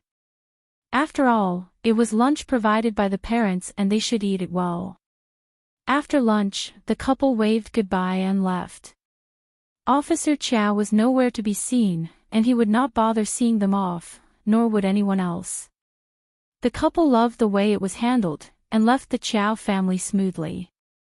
As for Lu Yan, they had not seen her since they walked into the mansion, and Xiao Xian seemed to have forgotten about her existence. Shao Yunduan took hold of Xiao Xian's hands gently as he said in a mild yet irritated voice, "I will definitely hit the high level of the examination and they would never be able to bully you ever after that." Xiao Xian smiled. "They are just strangers in my eyes and their well-being has nothing to do with me. I believe that you will make it, but don't get too stressed about it. Stay calm, just calm. You could never hit the goal if you were too hasty or stressed." Shao Yunduan smiled and felt relaxed. "Don't worry, I know what to do." He paused before adding, "Let's go home." Xiao Xian smiled and looked at him with a pair of sparkling eyes. "Okay, let's go home." Soon it was mid-autumn day and they made mooncakes as well as many delicious dishes. They killed the duck to make crispy duck, bought the lamb chops to make pan-fried lamb chops, as well as crispy roasted pork with the braised hoof and the golden brown and crispy skin. The fish and shrimp in the river were quite plump at this time. 2 days before the mid-autumn day, Xiao Xian and Shao Xiaoqi went to catch fish. They got a lot of fish, and they were lucky enough to get 2 soft-shell turtles. On the mid-autumn day, dishes such as braised eel segments, prawns in tomato sauce, boiled fish fillets, and crispy small river fish were served on the table. The whole family celebrated the day together. What Xiao Xian and Shao Yunduan had not expected was that Yuezheng Shao also had some presents delivered to them. The gifts included exquisitely made mooncakes at the store in the province, 6 jars of fine liquor as well as several other snacks and pastries, fresh fruits, lotus roots and water chestnuts. Xiao Xian and Shao Yunduan accepted them happily, especially lotus roots and water chestnuts, which Xiao Xian was very satisfied with. Lotus roots were delicious while making cold dishes, stewed soup, or even when they were fried. Water chestnuts could also be fried, but it was more delicious when they were steamed. The fruits at Xiao Xian's yard had ripened too. Jujubes, pears, grapes, pomegranates were the common ones, and she expected that Yuezheng Shao would not be too interested in them, so she picked 4 large bergamots. The bergamot, which grew up under the care of her superpower, were particularly stylish and beautiful. They were huge, with long and straight claws, beautiful at the first glance. The golden color simply had no flaws. The scent given out was very nice too. It held a special significance in Buddhism, prepared by madams and ladies of rich families. It was not easy to buy things like these. In addition to the bergamot, the figs were also ripe, and the branches were covered with dense fruit. Qiao Xian picked 2 full baskets and gave them to Chu Shan. There were fresh mushrooms and wooden ears as well. All of them were produced at her home, not very easy to buy. After the mid-autumn day, the days became colder. The rice was growing well and could be harvested within a month's time. They got more than 10 kilograms of honey wax from the honey in the floral field, which was enough for the lipsticks to be processed. Chapter 344. Harvest. The honey would be kept for themselves to eat, or saved as presents after selling more than 50 kilograms to Mingren Tang. The other medical herbs were growing well, but they could only be harvested every 3rd year. With Qiao Xian's superpower, they could be harvested every 2nd year. But she did not want to overdo it, otherwise it would be too unreasonable. The gastrodia dug from the mountains had already grown. After speaking with manager Qin, Qiao Xian asked Ms. Su to harvest more than 1 mu of it. The gastrodia grew very well, and they had harvested more than 500 kilograms from 1 mu. It was of great quality too. They obtained more than 2,300 liang at one go. Manager Qin got so happy and expressed that they should sell as many of these plants as possible in the future. Qiao Xian gave Miss Fang 200 liang and 150 liang to everyone except for eldest uncle. Qi and Tao Tao got the biggest portion whilst Shao Daolong and Shao Sanlang as well as their wives received an equal amount. Everyone was very happy, and Miss Su could not help but start to count the money she had saved in the room. Young Xiaoni and Shao Sanlang got so excited that they talked about going into the town and buying some food to eat. But before they were done with discussion, Miss Fang took away half of the savings and saved it up. Qiao Xian counted her savings and found that she had 6,300 liang in total. Good. Qiao Xian smiled. It had indeed been a great year. The roses could still bloom 2 times. After they bloomed, they needed to be pruned again, and her superpower could be applied to let them continue to flourish in the winter with energy. What she needed to do was to wait for the coming year when big and gorgeous flowers would grow vividly. She needed to go back and work on the lipsticks. Miss Su, young Xiaoni and Tao Tao were all ready to help Qiao Xian with that. They were very occupied, but it was highly motivating as well. They could earn 41 a day. They could earn a lot already, but this was another way of making money. When the first batch of lipstick was made, the flowers were trimmed, nourished with water. Also, Qiao Xian put some of her superpower in it. As a result, after 2 weeks, the last batch of the lipsticks of the year could be put into production. She calculated and realized that they could make more than 1,500 in total. In that way, she could get more than tens of thousands of liang in properties. When the first batch of lipsticks were made, the rice was ready to be harvested. Autumn harvest was a busy period and much more tiring compared to spring plowing. The most feared thing when drying the grain was the rain. But in this season, a dark cloud and a shower often came, exhausting people. Every household was praying to heaven to bestow good weather upon them.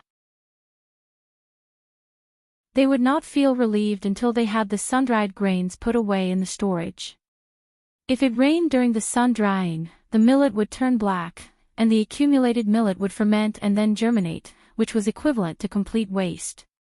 During the autumn harvest, everyone was racing against time to get good weather. Therefore, even if they had money and wanted to hire someone to harvest, it was very difficult to book the laborers on time. The first section of the family was lucky to have managed to hire people, who worked for them for 2 days, and the grains were all brought in. The whole family went into the field. While Qiao Xian and Ms. Fang took care of young babies and made food at home, doing all kinds of housework, Tao Tao, Qi, and Shao Yunduan went into the field and worked hard.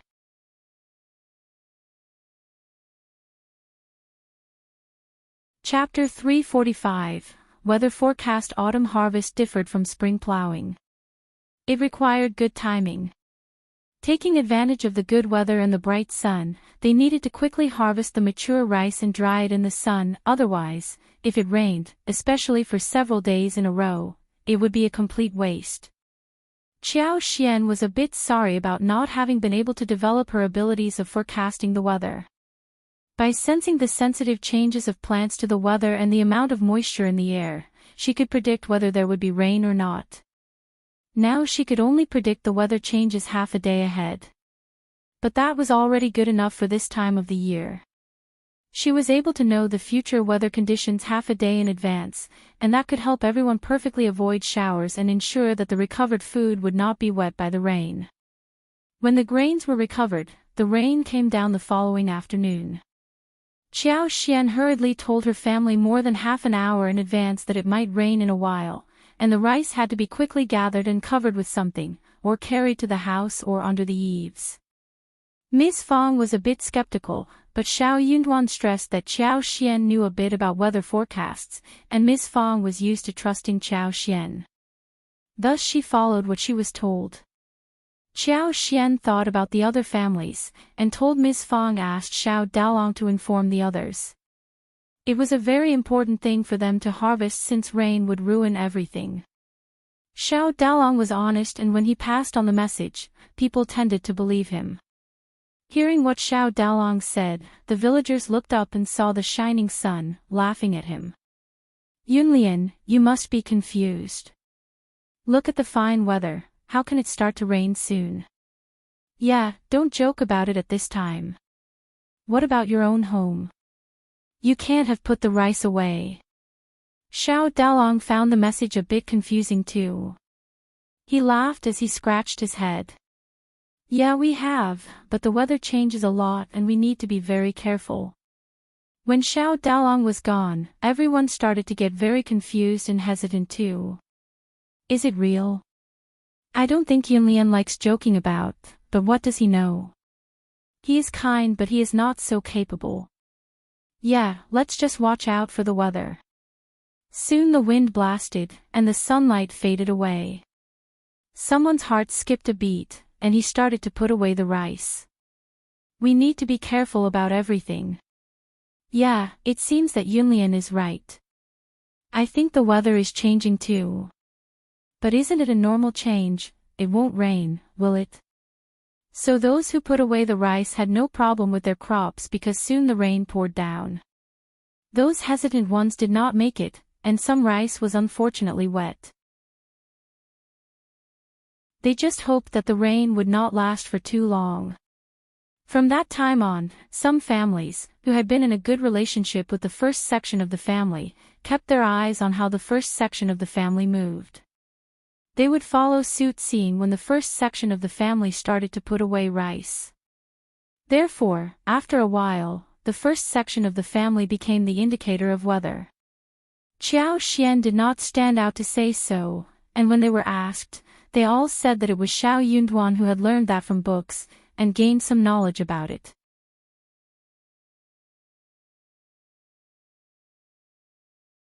Chapter 346. Teaching for free. The villagers suddenly felt a lot of respect for him. Cultivated talent is very different from the rest of us. Yeah, that is why he is a cultivated talent. He is so smart. A cultivated talent knows everything. Due to the autumn harvest, Xiao Liulang happened to be at home on the break from the college. Hearing the rumor, he felt so jealous that he sneered. He doesn't read anything from the books, he is just trying to fool you all. The first section of the family was not helping the second and the third section of the family for the autumn harvest because they already owed them so much labor fees. The second and third section of the family got really annoyed and only eldest uncle was willing to offer help. Therefore, Xiao Liulang was even more sour about Shao Yunduan. But what could be done anyway? The first section of the family was no longer helping them for free. If they've dared to challenge them, they would show the contract to them. They had helped with the spring plow and would not continue to help them for free. Xiao Liulang was feeling very unconvinced. He went to Xiao Yunduan and showed a fake smile. I wonder what books you have read, cousin. Can you loan the books to me? Qiao Xian was mumbling about this annoying man inside her heart when Xiao Yunduan said calmly, I am afraid not. Why? You are so stingy. Xiao Yunduan replied. I came across the book when I was in the province but I did not buy it. Xiao Liulang. He did not trust his cousin's words. But he had no evidence to prove that Xiao Yunduan was lying to him. Xiao Liulang continued in a forceful voice. Oh, but how do you forecast the weather? What is the basis for it? Can I learn that too? Before Xiao Yunduan said anything, Miss Fang got quite displeased. Liulang, you are behaving over the top. Why must he teach you for free? Qiao Xian added. Yeah, he has mastered the skill and he is not going to teach anyone for free. You can pay him to teach you. Xiao Yunduan glanced at him and said nothing more. In silence, he agreed with what Qiao Xian and Miss Fang said. Also, that made sense. He had no obligation to share his skills with others for free. Anyone who understood that would not even ask about it. Xiao Liulang snapped and said, Then I am going to remind you, cousin, that you are just fooling others. Be careful not to show your fox's tail. Miss Fang shouted. What are you talking about? Xiao Liulang stiffened and left the place in pretentious calmness. Miss Fang shouted behind his back. Don't come to our door if you are going to continue to talk nonsense. Stay away from us, as far away as possible. What kind of a man is that? Miss Fang sneered. Yunduan, just leave him alone, he is just narrow-minded and jealous. Xiao Yunduan smiled. Don't worry, mother. I don't care. Qiao Xian whispered to him. Don't stress, I won't allow you to show your fox's tail. Xiao Yunduan smiled and tilted his head, looking at her. Okay. After the autumn harvest, Qiao Xian and Tao Tao continued making lipsticks. Xiao Liulang was ready to take the examination. He would make it to a cultivated talent if he passed it. Ms. Ma and third uncle even took Xiao Liulang to kowtow to the ancestors and asked for their blessings.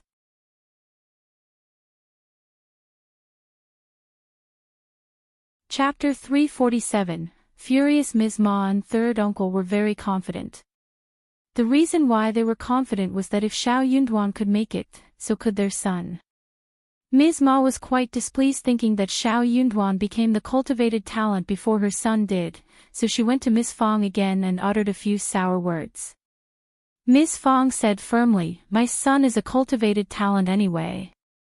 That was a fact that could not be changed. Ms. Ma was indeed furious. The result was announced soon, but Xiao Liulang and third uncle were both quite distressed after checking the result in town.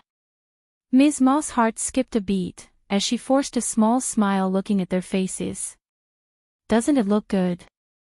It is okay as long as you cleared the level.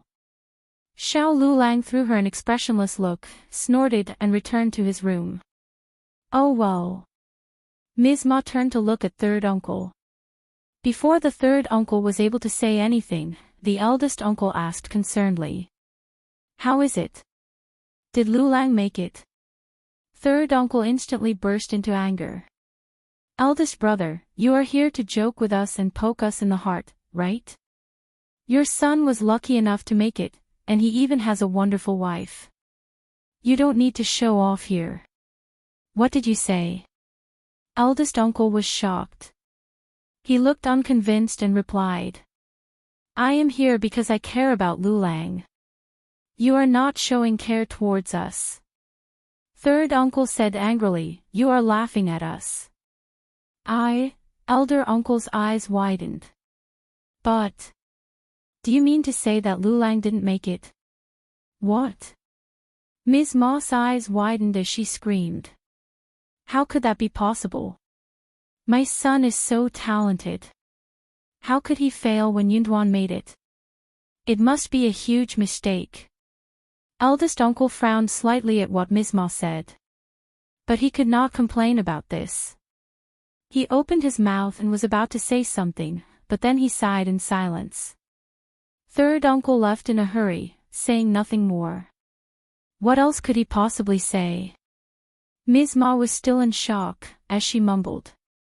That is not possible. My son failed. But he can do anything, how can he fail? Eldest uncle sighed, glanced at Ms. Ma and felt equally disturbed. He was very happy when his son Xiao Yunduan made it because that was an honor for him.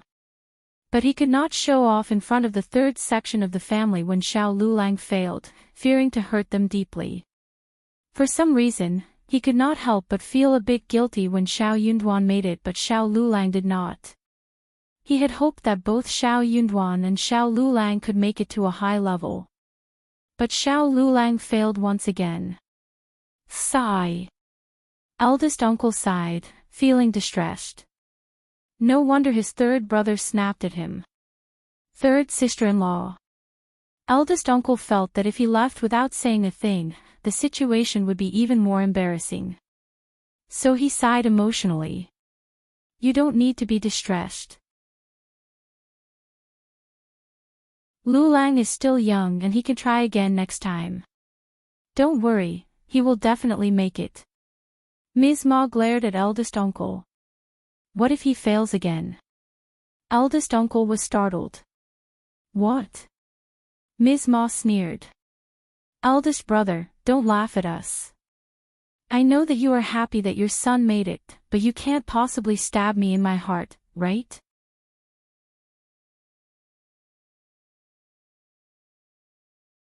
Chapter 348, Messing hurt and saddened. Of course, she was saddened. Liulang was young. But Yunduan was not much older than him. He was just laughing at Liulang. Next time, but the future could never be predicted. She had decided that he was just laughing at them. The more Ms. Ma thought about this, the angrier she became. She sneered with a sunk face. Eldest brother, your family is different from the past now. Your door's threshold is high now, too high for us to cross. You can go home now. You don't have to visit us anymore, if you don't have anything else to say. Eldest uncle felt his chest hurt.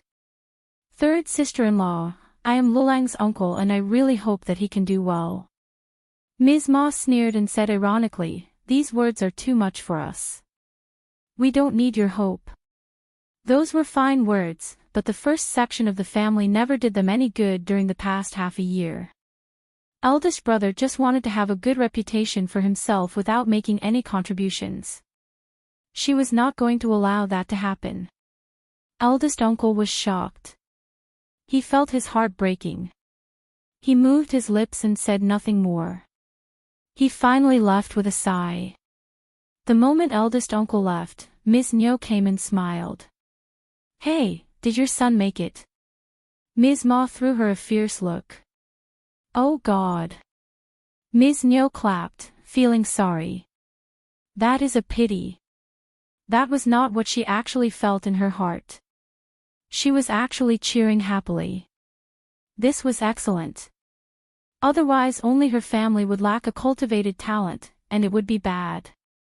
Seeing Ms. Ma's long face, Ms. Niu came up with an idea and smiled. Don't be sad about it, your son studies hard and he should have made it.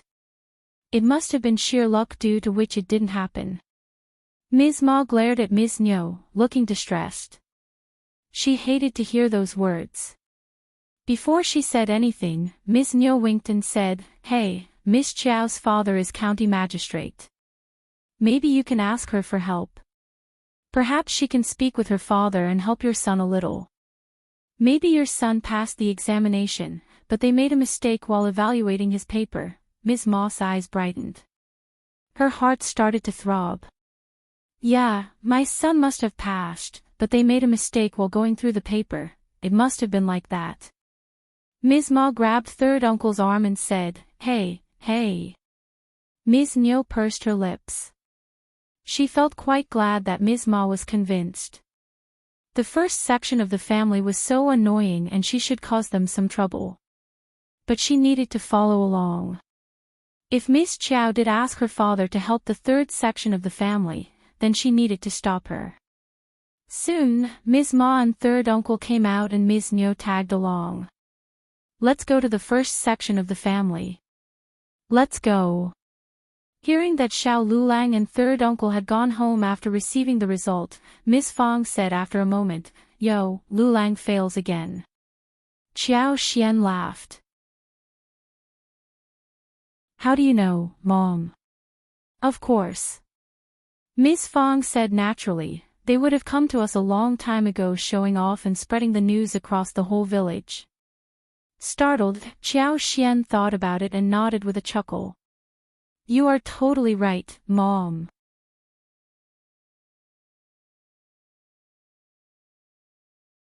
Chapter 349, Wasted Money. Miss Fang sighed emotionally.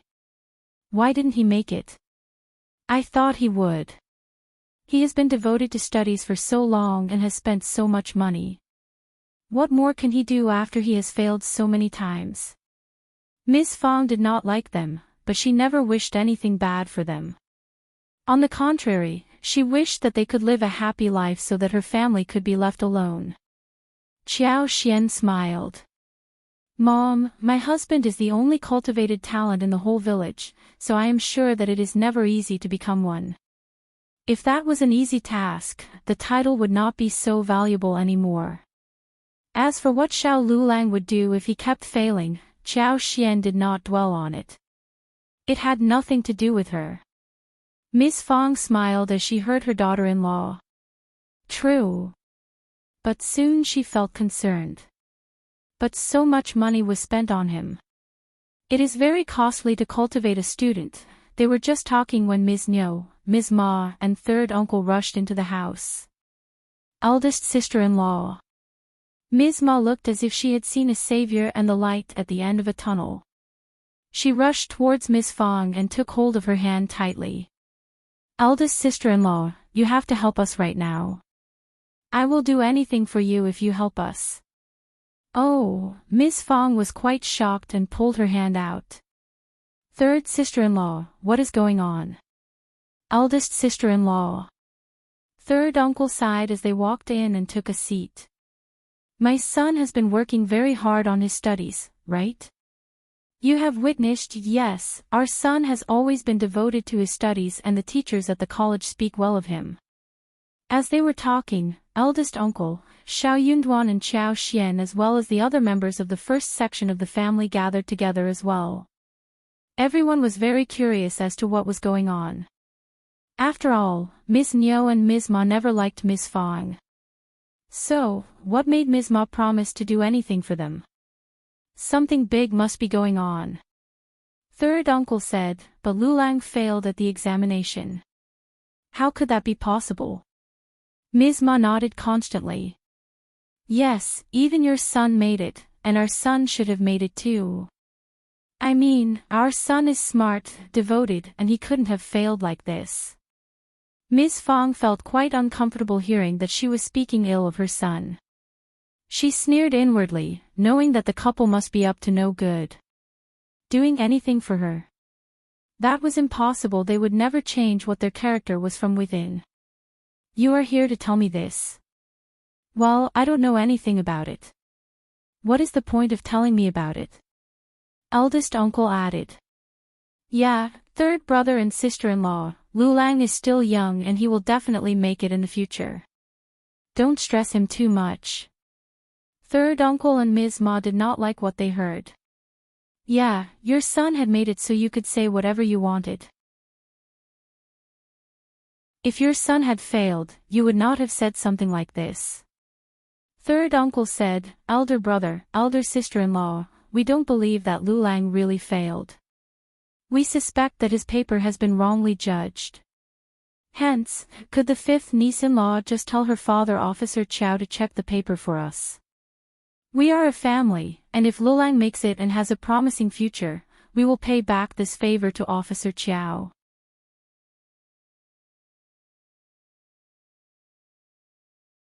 Chapter 350. Talk with Senior People. Third uncle was worried that what had been said was not straightforward enough, so he clarified again. Of course, we won't let Officer Qjao do that for free, we will prepare enough presents to thank him. He almost said that he wanted Officer Qjao to cheat by helping add Shao Liulang's name to the list. Ms. Fong and eldest uncle had not expected that third uncle and Ms. Ma would have thought about such a method. They, for a moment, had no idea what the family was talking about. Shao Yunduan's facial expressions changed and he said coldly, "Are you crazy, third uncle and third aunt?" Eldest uncle immediately reacted. "Yunduan, what are you talking about?" They were already in a bad mood since their son failed the examination and he was just adding fuel to the oil. Shao Yunduan said coldly, "Dad, have you understood what they mean? They are trying to make Officer Qjao cheat by adding Liulang's name on the list. That is crazy. If it is revealed, Liulang will never be able to attend any examination in the future, and Officer Qjao will lose his job, and he may be imprisoned too. You think this is a minor thing?" Ms. Fong shouted furiously. "You are just mental, how can you even think about this?" Ms. Ma was shocked but still replied. "You don't need to frighten us, it is not that serious. I just think that the paper is erroneously judged. It is a situation where a wrong needs to be made right." Shao Yunduan responded in a clear voice.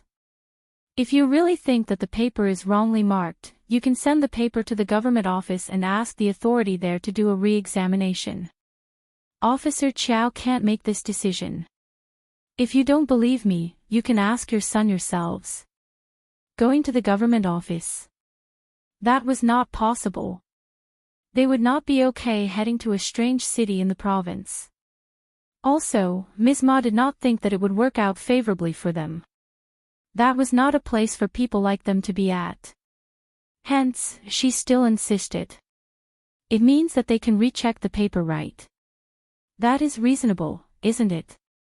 As long as Officer Qjao was willing to offer the help, they could find any kind of excuse to do so, no one would dare counter that.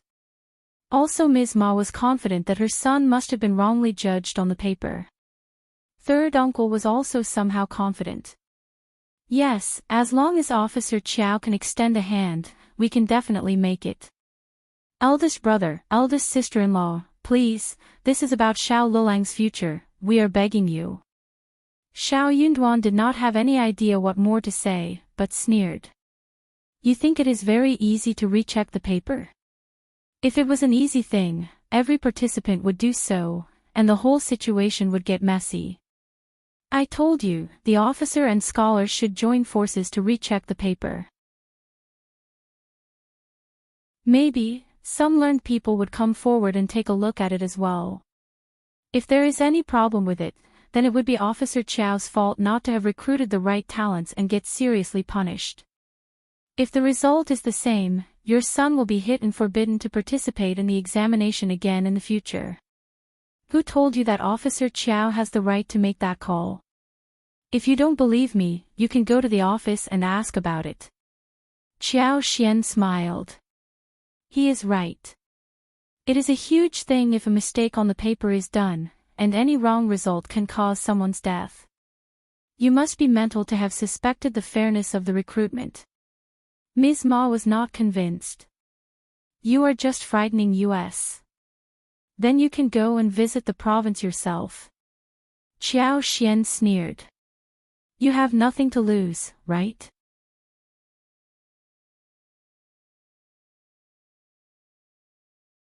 Chapter 351. Not waking up. You can't just go to the county, you have to go to the province. Oh, if you don't believe me, you can go to the county office first and see if you return after some punishment. Eldest uncle frowned at Qiao Xian. He was very displeased by what Qiao Xian said. She sounded quite impolite. He moved his lips but said nothing eventually. Ms. Fong was really furious by this point. She got up and started to drive them away. Just leave us alone, one more word and you will get out of the family. If you want to get yourself killed, do so. Don't drag us down. Shao Yunduan said, what about first asking your son what he wants? Qiao Xian could not help but add. You keep saying that your son is smart and devoted, good at studies, but did the teacher tell you all of these things personally? How could they be so confident that Shao Liulang failed because his paper had been wrongly judged? Third uncle was startled and almost jumped after what he heard. What do you mean? I mean what I said. Qiao Xian pursed her lips, I won't believe what I don't see or hear myself.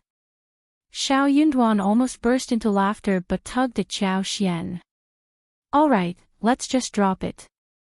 He knew pretty well whether the teacher spoke highly of Shao Liulang, and whether Shao Liulang was smart and devoted, as he claimed. But he was not going to tell the truth to the public since his cousin wanted to brag about his non-existent skills. After all, he would not be able to offer any evidence to the family. They might even call him jealous. But Qiao Xian was so straightforward that she said it out loud. Third uncle snapped. Don't you dare slander our son just because you are jealous of him. Qiao Xian rolled her eyes and countered. My husband is already a cultivated talent and he is going to the next level next year. What am I jealous of?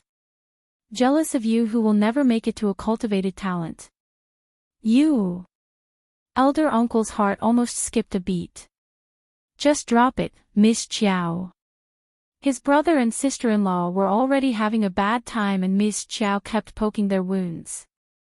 They were going to end up having a fight. Qiao Xian was not afraid of eldest uncle. Instead, she said, Dad, I am just reminding third uncle and third aunt out of kindness. They can believe me if they want to. I didn't want to tell them this much nor did I have the intention of arguing with them because there is no point in arguing about this. I am not that bored, after all, to go to Minghua College and ask about this. Eldest uncle. Ms. Qiao's words could always annoy him. Ms. Fong laughed and nodded and said, Ms. Qiao is totally right. She was not mocking them, but the third section of the family had been way over the top in their conduct and she just could not help it. Ms. Ma snapped. Why ask the teachers at college? Yunduan is here. Yunduan, just tell us if the teachers speak highly of your cousin and call him devoted and learned or not. Shao Yunduan. He really did not want to tell lies. I only focus on my own studies. I am not sure if the teachers have spoken highly of my cousin.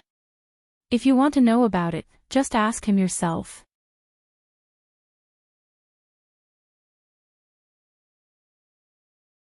Chapter 352, Shao Liulang's uncertainty, what do you mean? Third uncle asked him with force. He panicked for some reason. He subconsciously felt that what Qiao Xian said was right, but he just could not accept it. Feeling confused, third uncle glared at Qiao Xian and Shao Yunduan, sneering. You can just put it straightforwardly that you don't want to help us. Why do you still accuse my son? You are just jealous, and you just don't want him to become good. Just wait and see. Proverb says that rain takes turns in pouring down. You can be as proud as you want, but my son will become far more excellent than you. Ms. Ma snorted. True. Let's see whose turn it is to beg in the future. Ms. Fong felt so annoyed when hearing their impolite words to her son. She snapped. Then let's see what happens. No matter what happens to my son, I will never turn to you for help. Anyways, we have never turned to you for any help ever. Third uncle got so annoyed that he ignored Ms. Fong and shouted at Ms. Ma. Let's just go. Ms. Niu chuckled as she watched the whole show. Then she left with the couple of the third section of the family. Ms. Fong glared at eldest uncle. Look at your brother's family, what kind of people are they? Yunduan is better than Liulang, so what? They can speak highly of their son if they want to, but why must they talk down to our Yunduan? I do hope that everyone can live a good life, but they don't wish so. They hope that we will have a hard life so we can turn to them for help. But honestly, if that day really comes, do you think that they will help you? Having said that, Ms. Fang left angrily without waiting for eldest uncle Shao. Yunduan left along with Xiao Xian. The others all dispersed into different directions as well. Eldest uncle felt his heart breaking down. He had done nothing wrong, but why did he feel that everyone else believed that he had done something wrong? What had he done wrong? He was just feeling sorry for his third brother and third sister-in-law. He was their family and he should feel sympathetic towards them, right? It was not good to laugh at them or counter them, no. When it came to the third section of the family, Ms. Ma got so annoyed that she cursed Xiao Xian and Shao Yunduan. The couple knocked at Xiao Lilang's door and asked him about what happened. Both of them talked one by one and they exaggerated certain things to make the story sound reasonable. After a long while, Xiao Liulang finally understood what they were talking about. He could not help but feel moved. Yes, he was very confident about his abilities, but why did he fail again? Maybe the paper was wrongly judged after all. If the paper could be rechecked, he might make it to the next level. Seeing the expression on his face, Ms. Ma got excited and snapped. Ms. Qjao and my nephew are just liars. They keep frightening us and saying that we can't do this unless we want trouble coming to us. They just don't allow us to flourish. Xiao Liulang brought himself back and his face changed. Just forget about it, the results can't be changed once they are out. Third uncle and Ms. Ma found what he said even more motivating. They could not forget about it but got increasingly driven. Forced, Xiao Liulang had to spill the truth. Shao Yunduan and Xiao Xian were totally right. Just forget about it, it isn't a good deal. Officers are not that easy to speak to. What if they pick on us? We are just civilians, unable to counter them.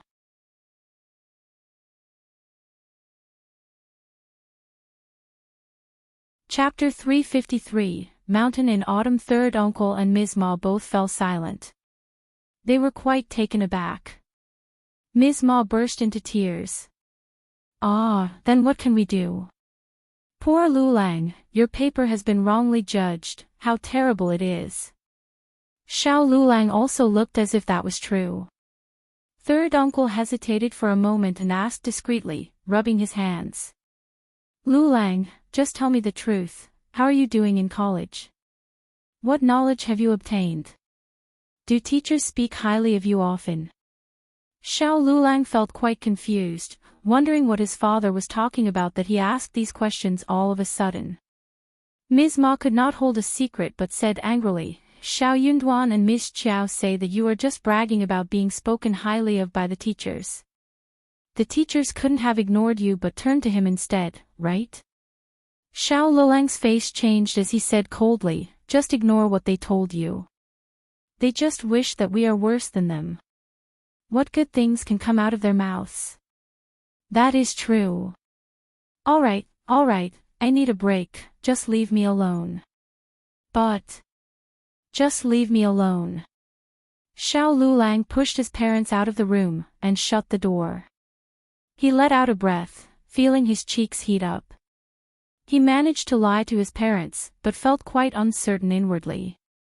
Why was Shao Yunduan saying this about him?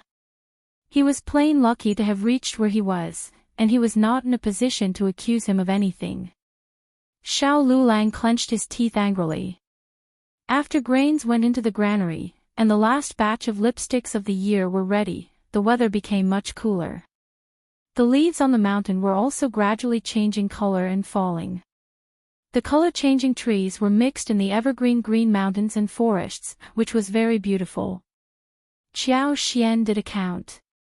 They had 1,536 lipsticks in total with 4 different colors by now. she decided to produce one batch of lip balms. It was much easier to make lip balms, but the remaining beeswax was only enough for around 1,000 pieces, according to her experience. They could not get any more beeswax in autumn because soon winter was coming and the bees were all busy preparing for the winter. They had to wait for the spring next year to make more lipsticks. For Qiao Xian and those who were good at it, lip balms were much easier to make compared to lipsticks, more handy. The four of them made 150 pieces within one day. After 3 days, they slowed down the pace. Many things started to ripen in the mountains when autumn came, and Qiao Xian was eager to pay a visit there. The grapes in her garden were also ripe. According to Shao Xiaoqi and Tao Tao, they were bigger than the original wild grapes growing on the mountain, and they were also sweeter and far more delicious. In fact, the wild grapes in the mountains were relatively small, but the ones in her garden were all big bunches. Qiao Xian was glad that her superpower helped her with all such things. Everyone didn't think it was too strange. They just assumed that the grapes grew well because they often took good care of them and fertilized them, so that they could grow better than the wild ones. In addition to the wild grapes, the dates, pomegranates, and lemons in the garden were also ripe. The persimmons were still a little bit sour, but they would soon ripen. This season was the time when the wild grapes were present the most in the mountains. Qiao Xian wanted to get some more. She was going to wash them, drain them, and mash them into large porcelain jars, to let them ferment naturally to make some wine. It was a pity that the mountain grapes were not big enough, but the core was not small, otherwise they could have tried to convert them into raisins.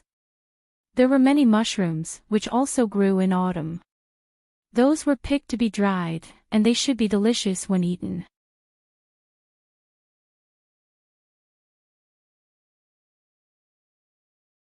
Chapter 354. Into mountains again. Qiao Xian had been thinking about the creeping figs and expected that they would be ripe by this point. Each fruit was slightly larger than an egg.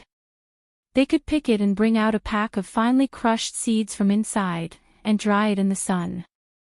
When they wanted to eat the jelly, they could wash it with water and let it condense.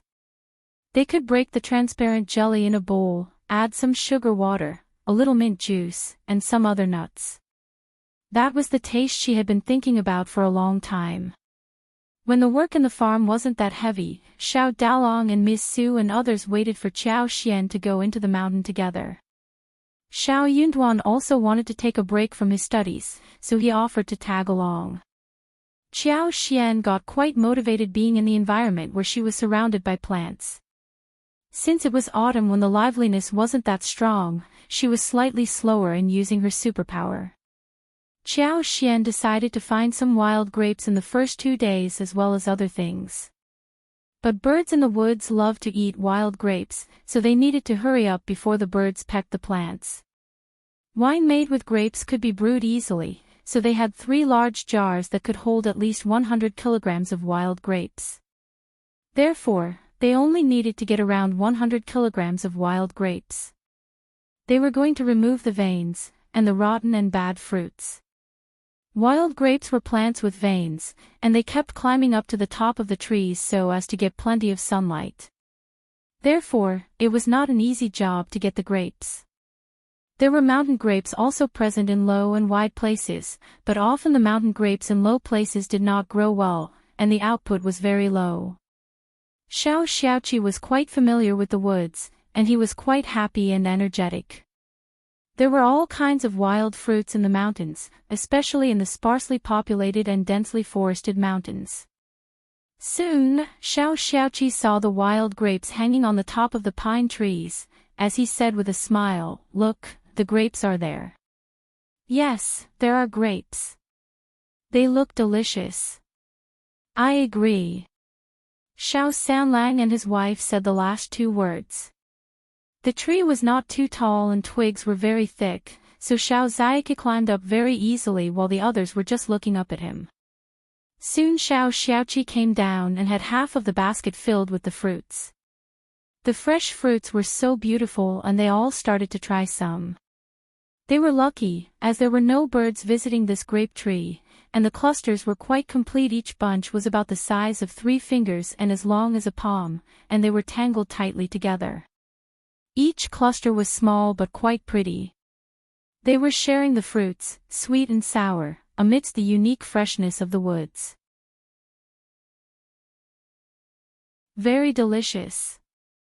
We can take so many of them back each year. Qiao Xian loved the taste too, a bit sour and sweet, suitable for winemaking. They were eating the grapes while they walked forward. Qiao Xian used her superpower and picked the place where wild grapes were abundant. Soon, they ran into a patch of land where wild grapes were growing best. There are so many of them. Yes, so many.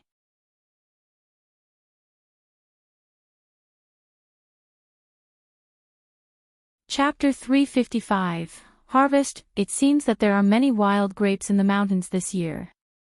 Otherwise, how could they easily find one patch of land full of it? They all nodded in agreement. Their arrival had startled the animals who were eating the grapes. Soon, some birds took off. The trees were relatively high here, and some twigs were quite fragile. So they needed to be careful not to break them. They were all aware of this. As they were talking, they all went up onto different trees. Only Shao Yunduan and Qiao Xian remained on the ground. They exchanged a look and laughed. Qiao Xian said with a smile, "We are just waiting for the food to come to us." Shao Yunduan smiled. "That is our ability too." Qiao Xian laughed. Her husband had learned to speak tricky words. But the couple were not idle. Qiao Xian just glanced about with her superpower.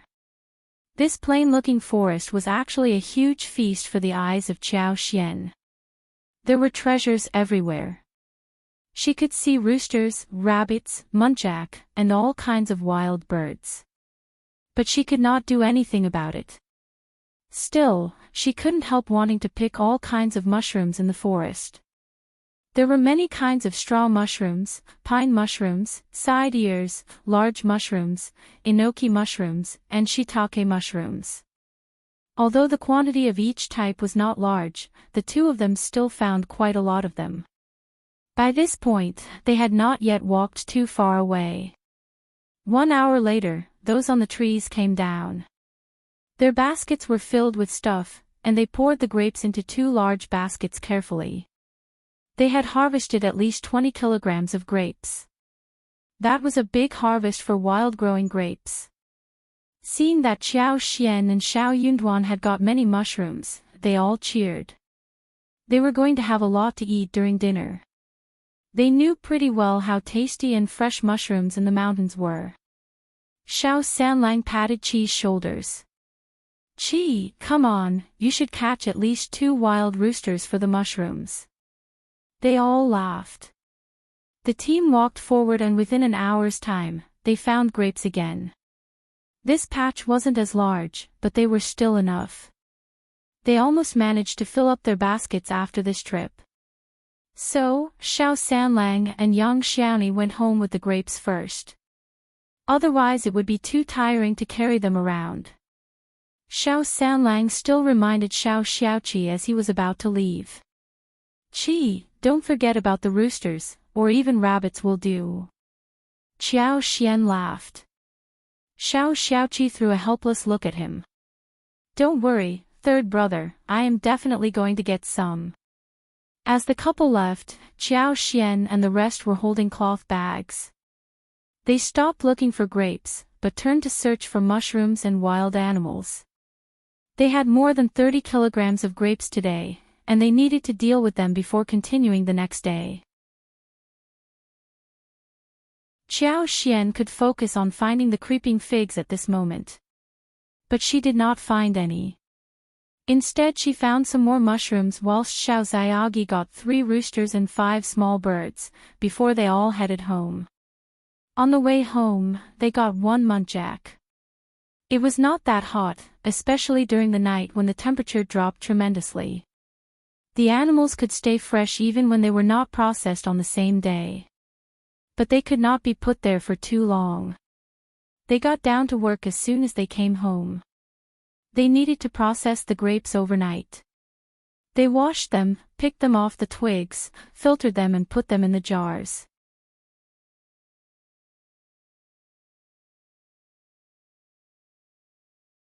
Chapter 356, Yuezheng Xiao and Jingrong. The 30 kilograms of mushrooms were sorted by Qjao, who processed them well. Some not-so-good-looking ones were picked out for dinner, and others were sun-dried. Thanks to the bright sun during the daytime, they should be put away after a few days. They almost finished the sun-dried mushrooms in spring, and what they had found today would be enough for them to make soup and hot pot in winter. They decided to eat 2 roosters and 2 birds for dinner. The remaining animals would be put in Xiao's yard. Roosters were never that big, and the amount was enough for the large family. As the 2 birds were stewed with yams, 1 rooster had the breast meat sliced, marinated and battered, then stir-fried with fresh mushrooms. The rest was cut into dices and added with only ginger, garlic and scallions for braise. A plate of stir-fried wax gourd, a bowl of dry stir-fried beans, and a wolfberry sprout soup were served during dinner. Ms. Fong would not have minded to share some animals with the second and third section of the family in the past. But due to what Ms. Ma and third uncle did a while ago, and the ridiculous request they put forward as well as the annoying look of Ms. Nyo, Ms. Fong was really disgusted with them. So Ms. Fong was not going to share anything with them at all. Eldest uncle had not yet said a thing when Ms. Fong snapped at him, so he fell silent. No one cared if he was happy about it or not. Anyways, they were already used to ignoring his feelings. He could not influence anyone around. After walking into the mountain for 3 days, they had found enough grapes. If they wanted to eat them in the future, they could bring them back in small quantities. But it was really not necessary because Xiao's garden had them, and the fruits were particularly large, even bigger than the authentic wild ones. They even got many mushrooms, some of which were fresh and some were sun-dried.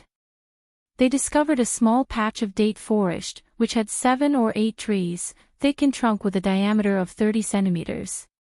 The dates were already ripe, crispy and sweet. They paid a visit to the mountain 2 times and got all the red, ripe ones down. They carried them home to dry. These would be made into dried dates, added to the stewed soup, added to the tea, to the porridge or eaten as snacks. They could also be used to make date cakes or date paste fillings. In addition, there were other wild fruits that could not be named, which were weird in shape and different in colors.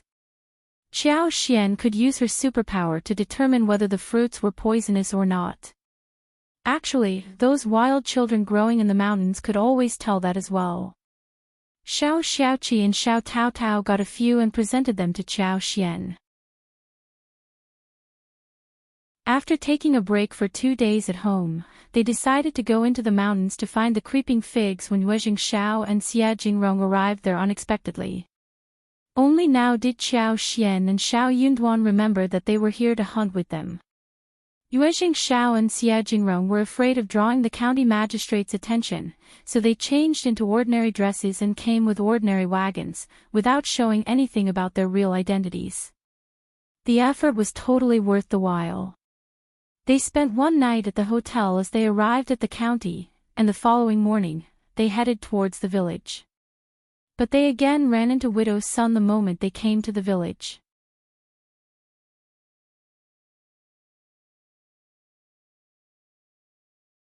Published at 28th of August 2023, 12:40 and 54 seconds p.m. Chapter 357, Chapter 357, Widow's son again. If audio player doesn't work, press stop then play button again. Chapter 357, Widow's son again. Chu Shan, who was sitting on the wagon, exchanged a cold look with Widow's son, snorted and looked away. It was this woman who tried to set up his young master and young master Xiao, because of which he ended up being scolded. Chu Shan disliked this woman deeply. Widow's son had not recognized Chu Shan at the beginning. She just found him a bit familiar. But wagons were rarely seen in the village, so she suddenly remembered who they were. It's them. So they are visiting Shao Yunduan again. How can that man get to know so many rich people? Widow's son could not help but feel curious, wondering who was in the wagon. But she knew clearly that she could not visit them, otherwise Miss Fong would blast her off. But Widow's son was too curious to restrain herself. She could not help but wonder what on earth was going on there. So Widow's son went to Ms. Niu again. Hey, remember what I told you about the guests of the first section of the family? They are two rich young masters in the wagon. Widow's son winked. Your Miling is still unmarried, right? This is a great opportunity, and you can't miss it. If Tao Tao steals the show and becomes the wife of some rich people, your Miling will have a lot of difficulty in finding a better suitor. Ms. Niu did not want to speak with Widow's son because Shao Yunduan turned her down last time when she asked. But when she heard the last sentence, she could not help but feel motivated. So, Shao Yunduan and Ms. Fong refused to introduce the two young masters to her because they expected Tao Tao to marry one of them. That was not going to work. Ms. Niu made up her mind and pursed her lips. Just forget about it, Shao Yunduan is nothing more than a cultivated talent. How rich can his friends be? But I can have a look at them. Ms. Niu got up and started walking. Widow's son followed up, smiling. It depends on who you are comparing them to. The two men are in a wagon and they have servants. I believe that they are definitely richer than us, right? Ms. Niu snorted, and admitted that Widow's son's words made sense. She thought the same thing as Widow's Sunday. Those who could befriend Shao Yunduan must be rich but not as rich as those big shots. If the two women knew how much wealth the Yuezheng family and the Xiao family had, they would not think about having a marital relationship with them. Xia Jingrong and Yuezheng Shao's sudden visit surprised Shao Yunduan and Qiao Xian. The family met them for the second time and was already used to their arrival. They greeted each other, and Miss Fong put away the gifts they had with them. She asked young Xiaoni to boil water and prepare the tea whilst instructing Tao Tao to fetch the keys from Qiao Xian and pick some fresh grapes and dates from the garden to serve the guests. She had no idea about what to prepare for lunch, and decided to wait for Qiao Xian to figure it out. The two young masters looked neatly dressed and they seemed to be interested in dishes cooked by Qiao Xian, not others. Ms. Fong felt very honored that these two young masters had befriended her son, and she decided to treat them well. The tea leaf was lavender whilst the fruits were newly picked. Yuezheng Shao was very curious about everything in their family. Those ordinary-looking dates and grapes seemed quite unique in their eyes. They had a bite of each and sure enough, they tasted extremely good.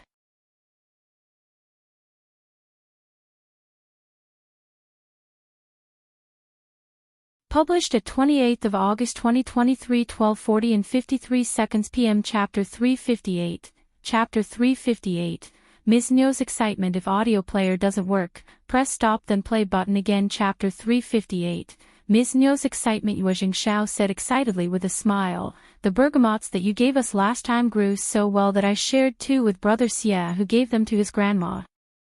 She loved it. Do you have any more of those? Please give us some more this time.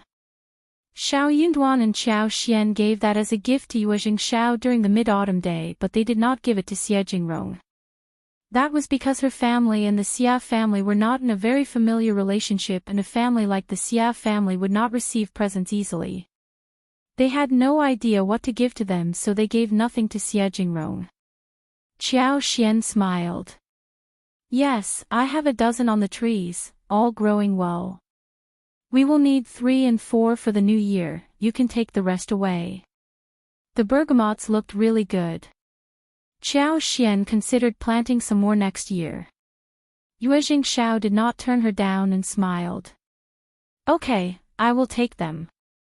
Xia Jingrong nodded with a smile to express his gratitude. They did not need to think about what to take and give. They were just exchanging gifts. Qiao Xian and Shao Yunduan laughed. They appreciated friends like Yuezheng Shao and Jingrong. They were just chatting when Ms. Niu and Widow's son walked in. Ms. Niu glanced about and her eyes brightened, her heart throbbing in excitement. These two young masters were so handsome. Look at the clothes they were wearing and the wagon and the servants. Jingrong and Yuezheng Shao were not into showing off. They were not exquisitely dressed for the trip to the Shao family in the village. That was why Ms. Niu believed that they were within her league, thus getting extremely excited. They looked handsome and they had money. They were just right to be her son-in-law. Yunduan and Ms. Fong were so stingy not to introduce them to her. Now that she was here, she was not going to let them stop her. "Oh, we have guests over. I have never seen you before. Where are you from, two young masters?" "Oh yes, I am Yunduan's second aunt, married to his real second uncle." Ms. Niu was glancing at Yuezheng Shao and Jingrong, feeling quite confused and excited at the same time. Both of them looked so nice, which one should she pick? Jingrong frowned and stayed silent.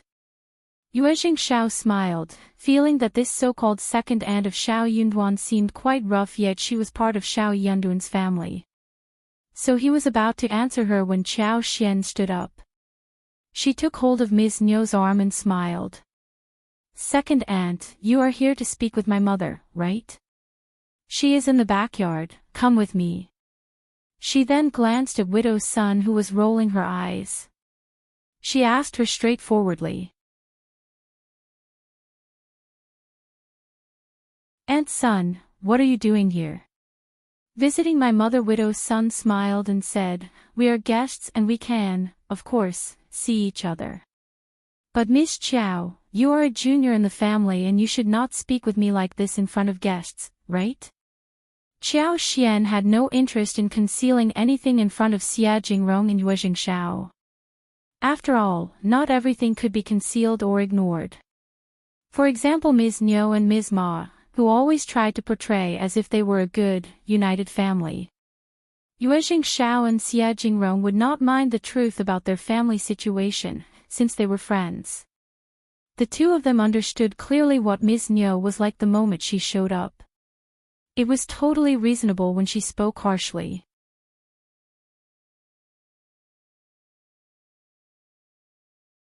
Published at 28th of August 2023, 12:40 and 52 seconds p.m. Chapter 359.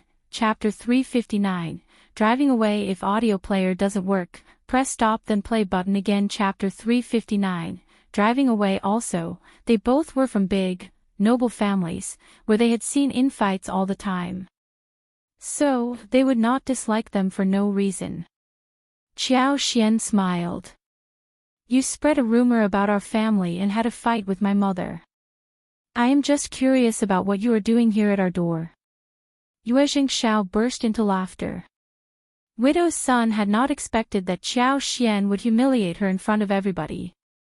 Her cheeks flushed in embarrassment and she got so angry that she could not utter a word. "Ms. Qiao, how dare you?" Ms. Niu glanced at Qiao Xian with an accusing look. Then she smiled at Jingrong and Yuezheng Shao. "Oh young masters, this is what my niece-in-law is like, she has no idea what she is doing. Don't get mad at her." "Oh yes, where are you from? What are your names?" Yuezheng Shao smiled. "Ms. Qiao and brother Shao are both very nice people." Jingrong nodded. "True." Ignoring Ms. Niu, Qiao Xian pulled her away when Miss Fong and Yang Xiaoni came out of the backyard, looking dumbfounded seeing the two women. Miss Fong took hold of Ms. Niu and dragged her away. Widow's son got a glare from Miss Fong and she hurried away saying that she had something else to do at home. Miss Fong grabbed Ms. Niu in the backyard, saying furiously, "Stop being so embarrassing at my house." Ms. Niu was unhappy. "Why am I embarrassing you? You just don't want us to live a better life. These two young masters look like a great match for my Miling. Stop it. Now." Miss Fong almost wanted to give her a kick. Ms. Niu, they are Yunduan's friends and they are here to visit Yunduan. Look at your Miling, how can she be a match for them? Don't turn her into a joke so she has no reputation left. Or else don't regret your actions later. Their marriages will be determined by their families. If you want to make your daughter into either of their wife, go and recommend her in front of them directly. You, Ms. Niu sneered, hearing Ms. Fang's harsh words. What are you talking about? I know what you are thinking. Ms. Niu lowered her voice. You are planning to match Tao Tao to them, right? What? Ms. Fang was startled, not knowing what Ms. Niu meant. When she realized what Ms. Niu was trying to say, she raised her hands and almost slapped right on her face. No one is as greedy and imaginative as you are. Ms. Niu sneered and did not believe her. Anyway, you are welcome to think what you like. Ms. Fang said coldly. They are my guests, and if you dare to do anything, I will not forgive you, ever. Having said that, Ms. Fang drove Ms. Niu out. Ms. Niu did not dare to walk into the room and left in anger. She was not giving up. She loved those two young masters and she needed to work hard for them. She understood clearly that it was the only chance she could have. Inside the room, Shao Yunduan smiled. Sorry for the commotion. Please forgive them for what they have done and said. Shao Yunduan did not want to tell them anything bad about Ms. Niu and the other woman. But he needed to warn them. The two women might come up with some other ideas later. Yuezheng Shao smiled. Brother Shao, don't worry. Every family has its own problems. My family affairs might be even worse than yours. Jingrong smiled. The Xia family had many internal problems too, but not that bad, since no one dared to make a scene in front of him.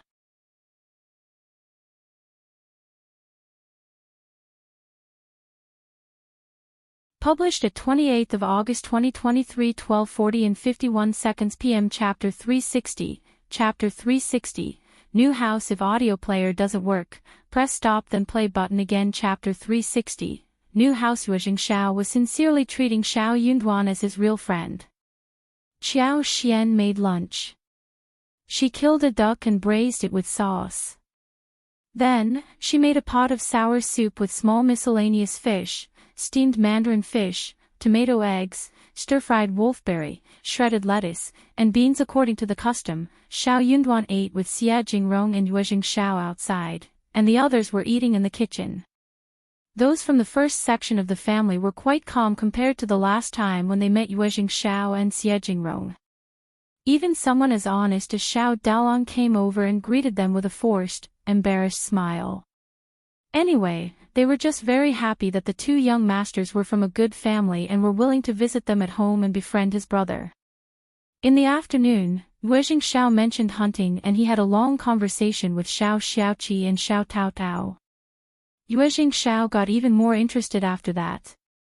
They were here to go hunting in the mountains, so they decided to return the following morning. They did not show any disdainful look at the Shao family's house, but the Shao family's house was not large enough to hold 4 people and 1 coachman. Since they had a wagon, they could head back to the town quickly.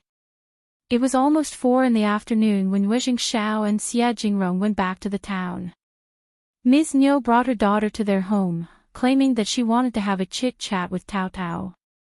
But in fact, she was planning on something else. Ms. Fang had already prepared for it. Before they could enter the yard, she drove them away, and even implicitly warned Xiao Miling. She told her not to behave stupidly like her mother lest she became a laughing stock. Xiao Miling left with her cheeks burning red. Ms. Niu glared at Ms. Fang and left timidly. Ms. Fang was speechless.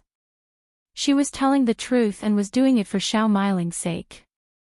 Did Ms. Niu think that everyone else was stupid? The village was too small to hold a secret. Widow's son, for example, talked a lot and she knew about this matter. It was shameless for Ms. Niu to get Xiao Miling to meet the two young masters, especially under a thinly disguised excuse. If the marriage worked out well, then all was fine, otherwise who would dare to marry Xiao Meiling afterwards? Ms. Fong knew clearly that this matter would not work. Therefore, she decided to remodify the house, especially making the gate tighter and locked properly. In the evening, Ms. Fong said to the whole family, "Our house is too shabby and old, small too. Qi is getting married in a few years and you will all have children, so it is not big enough to hold you all. We need to build a new house." It was a major thing to build a new house and everyone got very excited, talking between themselves. Xiao Xian showed concern about it too. She could not help but look at Xiao Yunduan. They exchanged a look which made Xiao Xian feel quite embarrassed. She moved her gaze away from him. Did it mean that she was not leaving Xiao Yunduan, ever? She had decided not to leave a long time ago, but she had not said that out loud. Also, Xiao Yunduan had not said anything to have her stay back. But the way she behaved seemed so obvious to Xiao Yunduan, who felt quite delighted. Eldest uncle sighed. "We do need to build 2 more rooms, but do we have any money for that?" Ms. Fong said, "2 more rooms. We need to demolish the whole house and build a brand new one, to live a cozier life. As for money, we have saved some." Eldest uncle.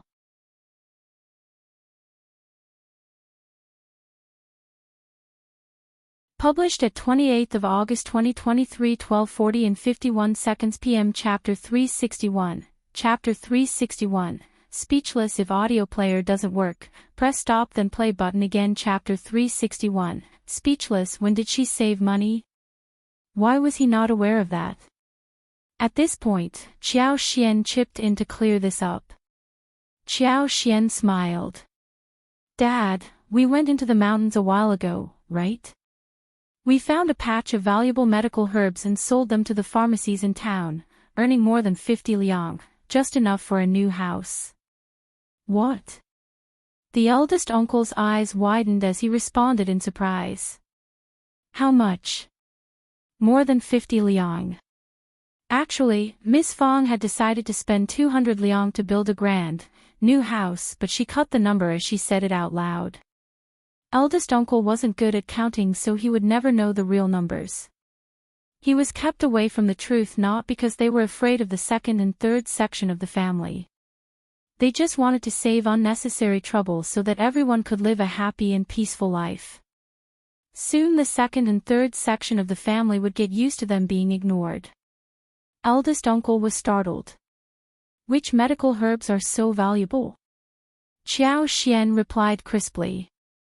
"Gastrodia, which is required by the pharmacies, and that's why they paid us such an amount." Eldest uncle said voluntarily, "So many good things in the mountains. You should describe it well so your second uncle and third uncle could also join you next time to seek it." Everyone felt silent. "Okay." Xiao Xian said with a smile, "Gastrodia is rarely seen and we only ran into it once. When we see it next time, we will definitely bring it for them to learn from." Eldest uncle opened his mouth, feeling that something was wrong. But he could not figure out clearly what was wrong. He nodded. Okay. Xiao Xian really looked down at eldest uncle, who considered himself the head of the family. He kept taking unnecessary burdens onto his shoulders but still ended up being looked down upon by everyone. What did he really want from his actions? Xiao Xian did not think that she would ever understand what he wanted in his life. Ms. Fong said, "Just don't tell them right now about it. The medical herbs aren't found easily. If that was the case, they wouldn't be so valuable. If you tell them now, they may get anxious." Eldest uncle felt uncomfortable but replied with a nod. Shao Sanlang said with a smile, "Mom, we are building a new house, aren't?" Ms. Fong looked motivated. "Of course." Everyone discussed how big the new house should be, how many rooms, and what kind of construction should be done. 200 liang would be plenty, but Xiao Xian thought about adding some of her savings to the building so that the wall could be higher and best materials could be used for the decoration. What was the point of being rich and not use her money for making something good? This was a major event, and naturally it would not be finalized for a while. When everyone dispersed, they were still excited. The following day, Yuezheng, Shao, and Jingrong arrived there early in the morning. Qiao Xian and the others all got up early too. Jingrong and Yuezheng Shao happened to be right on time for breakfast. For breakfast, there was white porridge that was thick and fragrant, as well as steamed flour rolls and steamed buns. The homemade kimchi included radish strips, cowpeas, red peppers, carrots, green lettuce which had been placed on the table. Also, there was a plate of crispy finger-sized fried fish wrapped in batter, diced radish, shiitake mushrooms, and diced chili sauce that acted as side dishes to accompany the meal. In particular, the kimchi had a special fragrance, salty and sour, refreshing and bright in color. Just looking at it made people salivate.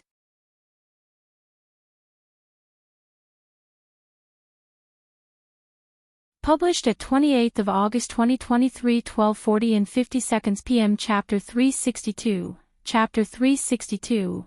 Into Mountains. If audio player doesn't work, press stop then play button again. Chapter 362. Into Mountains. Jingrong and Yuezheng Shao had never seen this kind of food before. They started to drool when they smelled it. They had eaten breakfast, but when Shao Yunduan asked them to join him, they still ate half a bowl of porridge with kimchi. Yuezheng Shao still had some lingering taste in his mouth. Your kimchi tastes really good. I am already addicted to it. Shao Sanlang stepped forward and said emotionally, that is true. I also feel so. But my mom stops me from eating much. His ECU 1B. She glanced at her dumb son.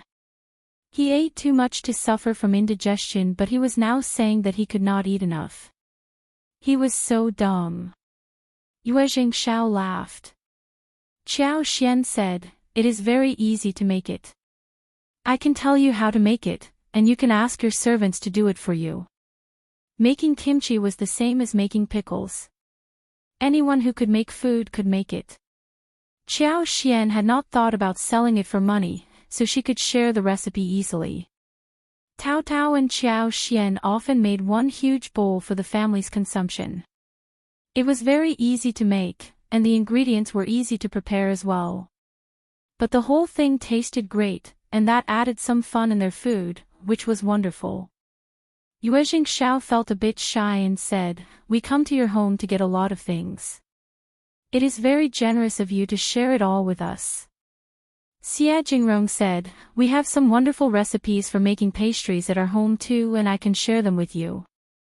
Qiao Xian's eyes sparkled and she nodded with a smile. Okay, that would be wonderful. Yuezheng Shao smiled. I have some too, and I am happy to share them with you. Having eaten breakfast, they wrapped 10 steamed buns and picked the tools to take along with them. Soon, they headed straight into the mountains. Jingrong and Yuezheng Shao's servants followed along. They had changed into some comfortable clothes and shoes that were easy to walk in. They wanted to go deep into the mountains for a great hunt. Shao Xiaoqi was very excited about being the guide for the gang. He wanted to show what he was capable of, hoping secretly that they could run into some large prey such as wild goats and deer. But not as large as wild boars, bears or tigers. The original ecological forest had beautiful scenery, majestic and quiet, including strange rocks. Sometimes a clear stream flowed past, and occasionally they could see waterfalls of different sizes, autumn chrysanthemums swaying, and the color-changing leaves flying with the wind. There were all kinds of red and purple wild fruits adorning the branches, a feast for the eyes. Yuezheng Shao and Jingrong had hunted before, but no one ever dared to take them into the real mountains. They only went to the foot of the mountains or a shallow cluster to have fun. It was the first time for them to be inside such deep mountains. Even the air they breathed in seemed to be rather different. They were quite amazed by this kind of landscape, and spoke highly of it. Seeing that young Master Xia and young Master Yuezheng, who were born in a noble family, were so interested in this kind of place, Shao Sanlang and Shao Xiaoqi could not help but admire them. They kept telling them about the surroundings, and they were engaged in an animated conversation with each other. Shao Xiaoqi would hunt wild roosters and rabbits when they ran into those animals. Sometimes, he would ask the two young masters to pull the arrow on the right occasion. Yuezheng Shao did not know how to shoot. He only did that based on his own instinct and unsurprisingly, missed the target all the time.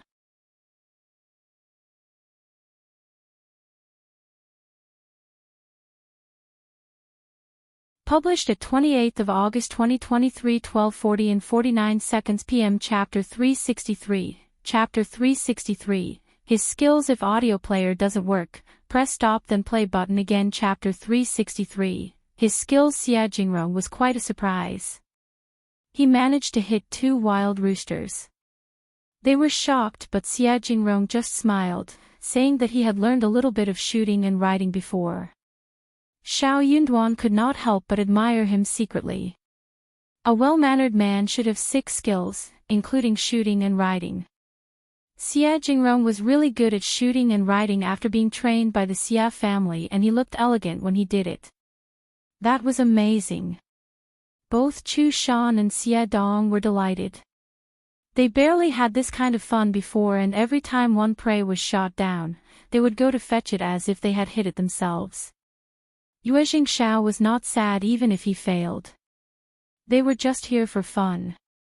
Apart from hunting, Shao Xiaoqi and Tao Tao even picked some wild fruits to share with them, like wild grapes. They also came across a few peach trees.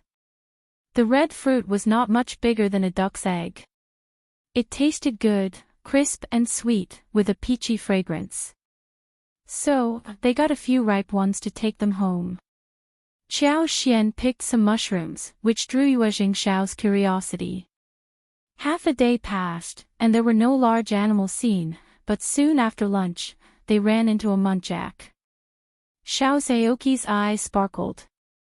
He rubbed his hands in excitement. We are lucky to run into such a large dude. Shh, no sound, it is quite cautious. Shao Xiaoqi's thick eyebrows were raised, and he looked sharp.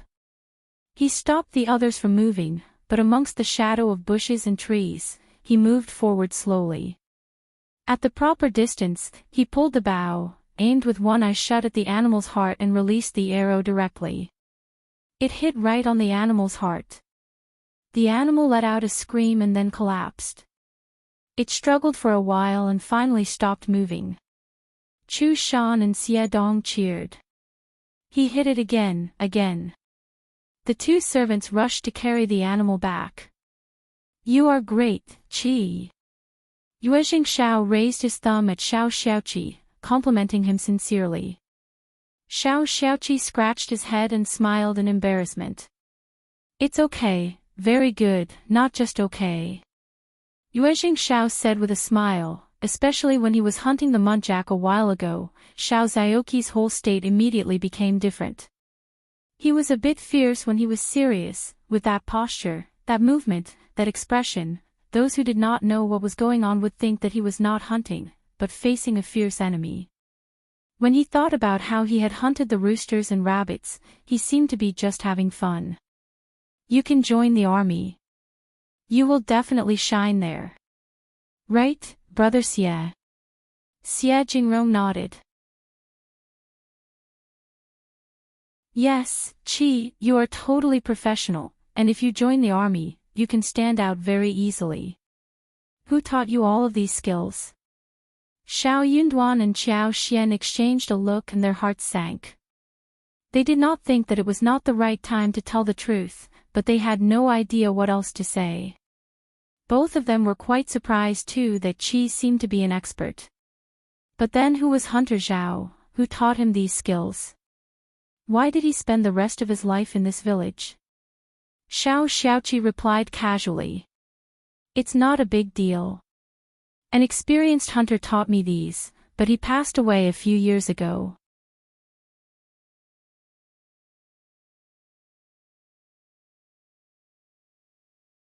Published at 28th of August 2023, 12:40 and 48 seconds p.m. Chapter 364. Chapter 364. Rejection. If audio player doesn't work, press stop then play button again. Chapter 364. Rejection. The hunter had instructed him to tell this version to those who asked him where he learned the skills. He was asked not to say anything more than that. Oh, what a pity. Yuezheng, Shao and Jingrong did not dwell on the matter any longer when they heard that he had learned it from an experienced hunter. They even believed that they had been mistaken. They were not very professional people, and they might have been mistaken about Xiaoqi. But one thing was for sure. Xiaoqi would have a promising future if he joined the army. Shao Yunduan smiled. Qi is still too young to leave home. If we can support ourselves at home, our parents would not let him join the army. Yuezheng. Shao smiled. Yes, that makes sense. Jingrong nodded and added. If you ever change your mind one day, you can tell me about it. The Xia family had no direct contacts in the military, but it was easy for them to help Xiaoqi. Shao Yunduan thanked Jingrong sincerely. Thank you so much, brother, you are welcome. With a lot of load on their shoulders, they finally decided to head home. They ran into a patch of wild lilies, so they paused to dig some. Lilies could be first steamed and sun-dried, then dried and put away, to add to soup, porridge, and even in boiled sugar water. They could also be ground into powder and added to cakes. Fresh lilies were delicious whether they were fried or woked with beef. They looked like snowflakes of petals, extremely beautiful. After they went back home, they sorted and processed the goods. The whole family was used to this kind of work, so everything was settled quickly. They had many hunted animals at home, including 12 roosters, 6 wild rabbits as well as some other small birds. Autumn muntjac were extraordinarily plump, and so was this one. The fur was shiny, and the meat was firm and tender at first glance. It weighed about the second and third section of the family were all here to check out the spoils from the mountains, so they had to share some with them. They could not put away the meat because it would get rotten, and the villagers would not spend money in buying these animals unless it was for New Year, even though they were sold at a low price. Ms. Fong gave 2 roosters and 1 rabbit to each section of the family. She even shared 5 to 3 kilograms meat of muntjac with them as well. Ms. Niu did not expect that the 2 young masters were here again. She regretted deeply inside her heart and kept complaining about Shao Sanlang and Qi. You went hunting in the mountains. Why didn't you take your second cousin and fourth cousin as well as Miling with you? They could have contributed to your hunt. The 2 young masters would not have been to mountains before and they needed to be taken care of. She saved some of her face by avoiding saying directly that Shao Miling would have taken care of them. She was trying to flatter Yuezheng, Shao and Jingrong, and her eyes were rolling and glancing at them as she talked. But neither of them spoke to her. Miss Fong added. They just took a walk around in the mountains. What was the point of bringing so many people alongside? That would only lead to trouble. That is not true, the 2 young masters are from the city and they are not born like us rural people. They can't stand the pain, right? We could have taken good care of them. Ms. Niu was still staring at the 2 young masters. But neither of them turned their heads to look at her. Ms. Fong got so annoyed with her embarrassing behavior that she drove her out and said, "It is getting late, second sister-in-law. How about going home to make dinner? The meat is fresh and needs to be cooked well."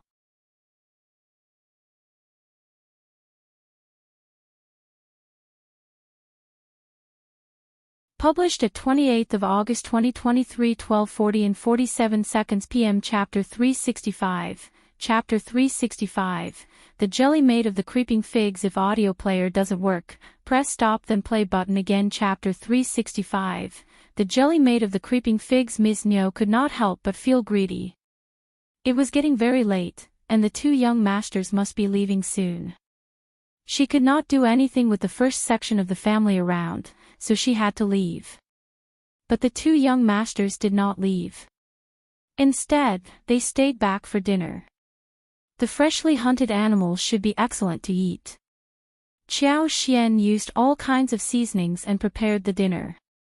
They had dried bamboo shoots, fresh mushrooms, and she woke them together for some plain yet delicious homemade dishes. After dinner, Yuezheng, Shao, and Jingrong left. Qiao Xian said to them with a smile, "Remember to come for breakfast tomorrow morning. We can have steamed buns with those meat as fillings." Both of them nodded in agreement. They did come for breakfast the following morning. Qiao Xian and Ms. Su got up early to cook breakfast. The meat of 2 roosters was removed, and the remaining chicken racks were used to cook porridge.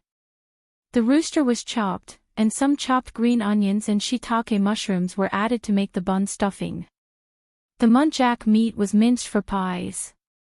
They added some hot and sour kimchi and chili sauce, making the breakfast look delicious and appetizing.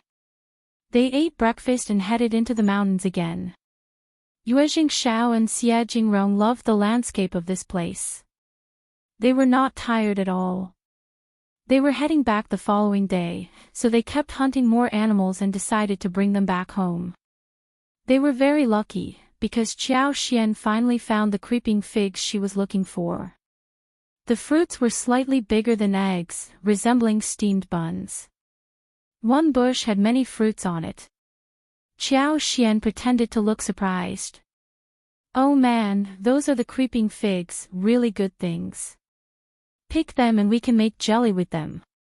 The creeping figs were sliced open and there were many thin seeds that could be used to make jelly. This kind of seed could be preserved for a long time after drying.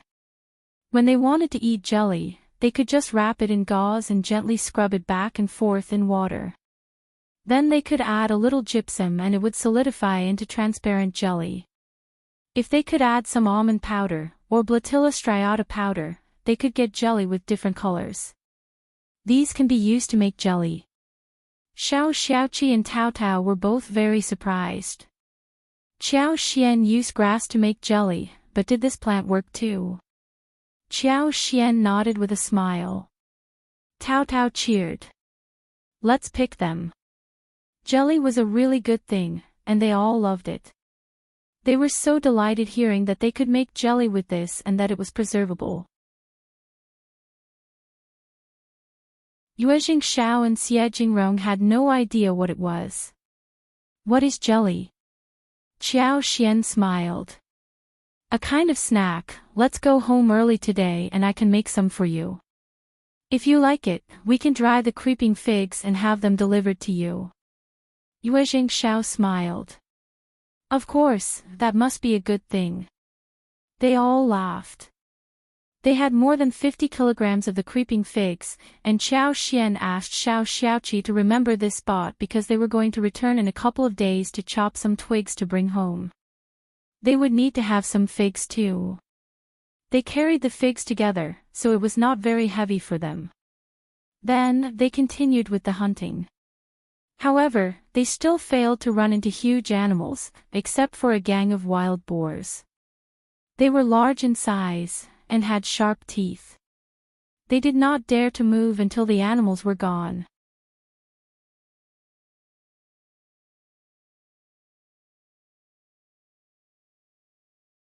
Published at 28th of August 2023, 12:40 and 46 seconds p.m. Chapter 366. Chapter 366. Business. If audio player doesn't work, press stop then play button again. Chapter 366. Business. There were large animals in the mountains, many of them actually, but they were not to be hunted. Qiao Xian found a herd of wild sheep, mountain deer, and muntjac several times, but the distance was not close, and the mountain road was not easy to walk. By the time they walked over, they would have gone nowhere. They were not professional hunters and they were not strong enough to run after them. Shao Xiaoqi might be able to cope up, but not the rest. No one would allow Shao Xiaoqi to hunt them down alone anyway. What if something happened to him? Anyways, what they had got was already enough. Back at home, Qiao Xian and Tao Tao started to make the jelly together. The fresh creeping figs worked well. When the jelly that was solidified like crystal in the large porcelain bowl was ready, they used a spoon to scoop small pieces into the small bowl to break it, added the boiled honey syrup and a little mint juice, and carried them out. Everyone from the first section of the family seemed to look forward to the jelly, including the two youngest children who were really eager to eat them. Yuezheng, Shao and Jingrong got even more curious about it. When the jelly was finally served, they saw how it looked and became aware that the waiting was worth it. They took a spoonful of it quickly. It was smooth, tender, and elastic. The sweetness of honey and the coolness of mint adjusted the taste of jelly, turning it into a delicious snack. Yuezheng Xiao was surprised. How amazing! How can the fruits lead to such a thing? Jingrong was very impressed as well. They were born noble and had been offered numerous delicious things, but they were only served when the dishes were ready. That was the first time for them to pick the ingredients, make them and see how the dishes were prepared. So they found the whole thing really interesting. The fruits that looked so ordinary had been turned into such crystal-clear jelly after some processing. It looked beautiful and was delicious too. Qjao smiled. Later, I will ask my husband to write the recipe to you, and you should take some of these fresh fruits back. It's too late today, but you can add some chopped walnuts, chopped peanuts, raisins, etc., or even diced fresh fruit to this jelly. It would taste excellent. It's a pity that there is no ice at home, otherwise adding crushed ice makes it more delicious. Yuezheng Xiao and Jingrong thanked her happily. Yuezheng Xiao looked at the couple and suddenly smiled. Brother Shao and sister-in-law, I have an idea. Why don't we open another store and just sell this jelly? Brother Xia, join us as well. You'll find two reliable dessert masters. Besides this jelly, if I think about a few other things, this shop will definitely be operated well. Brother Xia and I pay the cost, and we share the profit equally. As for the raw materials, Brother Shao and the others provide them here, and the store buys them at market prices. Xiao had predicted something like this to happen. She exchanged a look with Shao Yunduan, who did not object, so Xiao smiled. That should work, when it gets hotter next year. We can find some fruits before it happens, otherwise the raw materials would not be enough.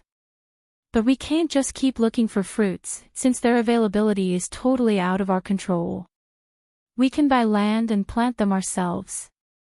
Yuezheng Xiao smiled vigorously. You can think about this whilst we can find some suitable store for it. We should make it work, though it is a small thing, the profits should be huge.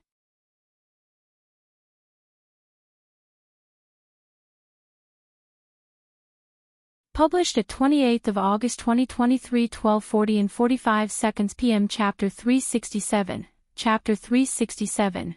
Not aware if audio player doesn't work, press stop then play button again. Chapter 367. Not aware then they started to have some discussion about the new venture.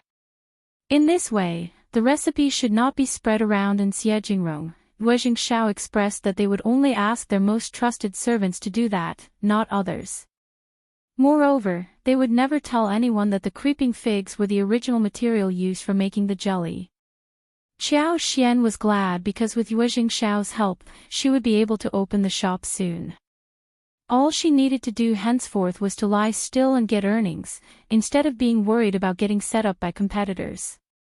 Although she did have the plan of opening a few dessert stores after a few years, she also believed that finding a partner would help a lot. However, one store would not bring in much money. Only a chain of shops would help to bring in a lot of profits. They could serve sugar water, jelly as the main dishes whilst adding some exquisite pastries and snacks. As for how they should do that in detail, they needed to have some more discussions. Xiao did not need to worry about page boys that ran errands, because Yuezheng Xiao and Jingrong would help with that. They could arrange someone to do that and there would be no obstacles for them. It was definitely much easier to do the business in a partnership than being alone. Yuezheng, Xiao and Jingrong staved back at the first section of the family for dinner. Rabbit meat was fried in oil, the roosters were stewed in water, and a few small grouse were simply marinated and then deep-fried. They were the size of pigeons, and were easy to cook in a pan. The skin was golden and crispy, the meat was tender and juicy. They made another pot of sauerkraut and mixed fish, and stir-fried 2 fresh vegetables. They were going away the following day, but they would visit them and stay overnight when the new house was built.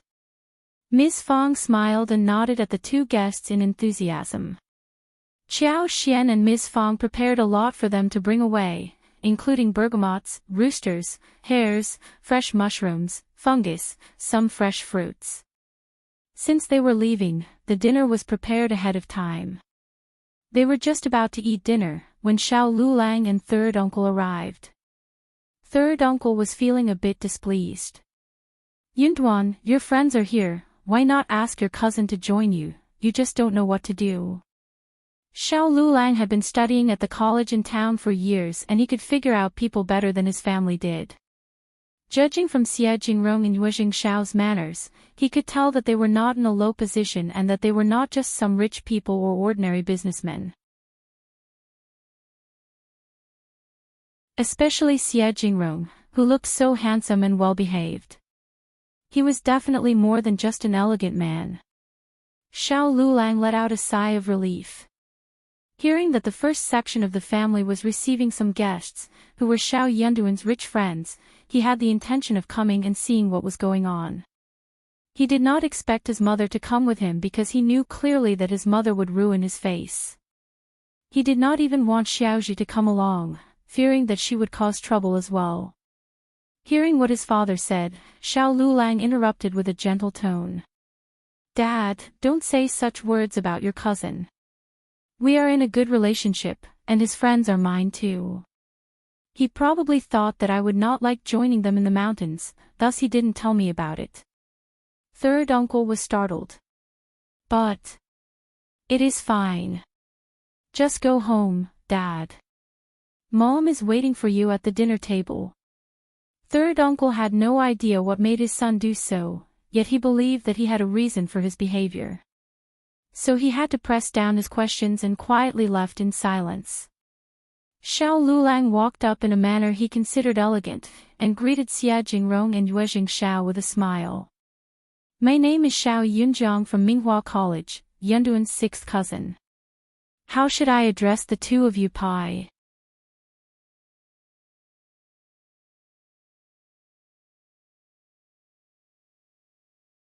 Published at 28th of August 2023, 12:40 and 45 seconds p.m. Chapter 368. Chapter 368. Forget it if audio player doesn't work, press stop then play button again. Chapter 368. Forget it. Yuezheng Xiao almost rolled his eyes. Why should I tell you how I am addressed? Shao Yunduan felt very helpless. He did not think that his cousin was leaving any time soon and he could not drive him away either. Jingrong and Yuezheng Xiao could not just reveal their identity but mentioned their surnames. You can call me Young Master Xia. Me too, I am Young Master Yu. Yuezheng Xiao said inwardly that not everyone would be allowed to call him Young Master Xia, it was already an honor. Otherwise, they would not even want to look at this young man. Shao Liulang did not find the attitude of the 2 of them embarrassing. He smiled and sat down comfortably. Oh, 2 young masters, greetings, welcome to our village, Shao Yunduan. Anyway, he decided to keep a low profile. The moment third uncle left, Miss Fong asked Tao Tao to shut the door. Miss Fong regretted not having closed the door to avoid the trouble. Seeing the flattering smile on Shao Liulang's face, Miss Fong could not help but feel furious. Soon the sound of door knocking arose, and instead of opening the door, Tao Tao went to get her mother. Miss Fong came to open the door with Yang Xiaoni and Tao Tao, seeing that it was Miss Niu at the doorstep. Miss Niu glanced at Miss Fong who did not let her in, so she snapped angrily. Eldest sister-in-law, what are the 2 young masters doing here again? Why didn't you ask our sons and Miling to join them into the mountains for hunting? You can't possibly be avoiding us just because you have befriended some rich people. Ms. Fong almost fainted out of annoyance. They are Yunduan's friends. Ms. Niu pursed her lips. So what? My sons can make friends with them too. Those two young men were just slightly richer than they were, so what? Ms. Niu would never want to befriend them but for their looks. Those two handsome young masters were just right to become her daughter-in-law. Ms. Niu was still wondering which young master she should pick for her daughter. Ms. Fong snorted. They like quietness, and don't prefer spending time with people they don't know. Ms. Niu's lips pursed. They can develop friendship, right? Are they leaving soon? Will they come tomorrow? Ms. Fang's eyes rolled as she replied with a sarcastic smile. Of course they are leaving, but I am not sure if they will come back tomorrow. Ms. Niu heard that and decided to squeeze in. I will go and ask them. Save your breath. They are leaving soon.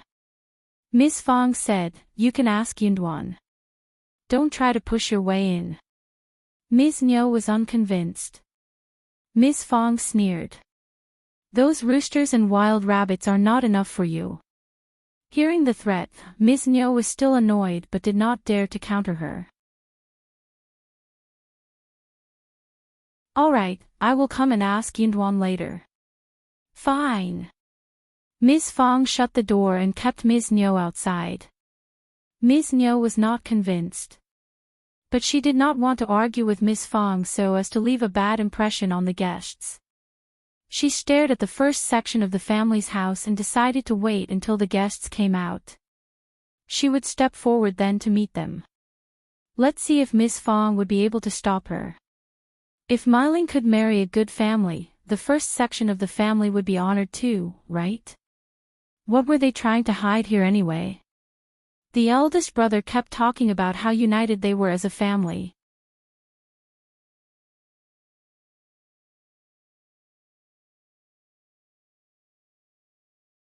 Published at 28th of August 2023 12:40 and 44 seconds p.m. Chapter 369.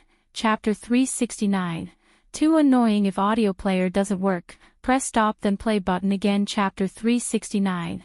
Too annoying. They lived separately and they only cared about themselves. They should not trust him too easily. In the whole room, dishes were served at the table, and Shao Yunduan, Shao Sanlang, Shao Xiaoqi as well as Shao Liulang were all keeping the guests company. Shao Daolong and eldest uncle were not yet back. They were not at all shy to talk about everything. Chu Shan and the page boys had been provided food as well. Ms. Fong and Xiao Xian had not yet started to eat, because they were waiting for Shao Daolong, Miss Su, and eldest uncle to return. Even though Jingrong and Yuezheng Shao ignored Shao Liulang completely, yet he still behaved as if he were very well-mannered and learned so as to leave a good impression on the two young masters. He did not intend to leave when the dinner was served. Especially when he saw the delicious dishes on the table. As the strong scent went into his nose, he could not help but swallow down his saliva. Shao Liulang did not believe that the first section of the family had made those dishes. He assumed that Jingrong and Yuezheng Shao had brought the food from some restaurant from the town. That made him feel even more envious. The dishes must have cost a lot because they included meat and were delicious, well-made and filled with rich ingredients. These two young masters were so generous. They must belong to really rich families. As they were seated, Shao Sanlang and Qi also took their seats. But Shao Liulang said, "Third cousin and Qi, you don't read, what is the point of being seated here? You won't understand what we are talking about, you can leave us here instead." Shao Sanlang rolled his eyes. Leaving them here? Whose home was this? He not only came to their home to show off but even behaved as if he were the master of the family. Shao Sanlang did not want to be talked down to. Before Shao Yunduan said a thing, he smiled. "Sixth cousin, this is not right. What about you going back home and asking the third aunt to prepare a table of dishes to treat the two young masters?" Shao Liulang stiffened and asked with displeasure. What do you mean? Jingrong said, Sanlang and Qi are both very nice. Yuezheng Xiao laughed. Let's just eat. We should leave before it gets too dark. Shao Yunduan smiled and nodded. Please. Xiao Liulang was quite displeased but said nothing more. Seeing that everyone started to eat, he could not stand it anymore. He took a piece of meat and bit it, and found that it was delicious. He added half a golden fried grouse, and it was amazing as well. He wished that he could even chew the bones. Xiao Liulang kept reminding himself to remain well-mannered, still he just could not help but reach for the dishes. He enjoyed it so much that he forgot to suck up to Jingrong and Yuezheng Xiao. As a result, Shao Yunduan and Jingrong as well as Yuezheng Xiao had a nice chat with each other. It was a good meal, but it was a bit disappointing for some outsiders to get in. Jingrong and Yuezheng Xiao didn't eat much, but Shao Sanlang and Qi didn't want to let Xiao Liulang eat too much, so they kept eating. By the end, Xiao Liulang was quite full. Jingrong, Yuezheng Xiao waved goodbye to Shao Yunduan and Miss Fang, as they put the things onto the wagon and were about to leave. Yuezheng Xiao had taken away the 1,500 lipsticks and 500 lip balms. Qiao Xian planned to make several more lip balms, since they just had this much raw materials.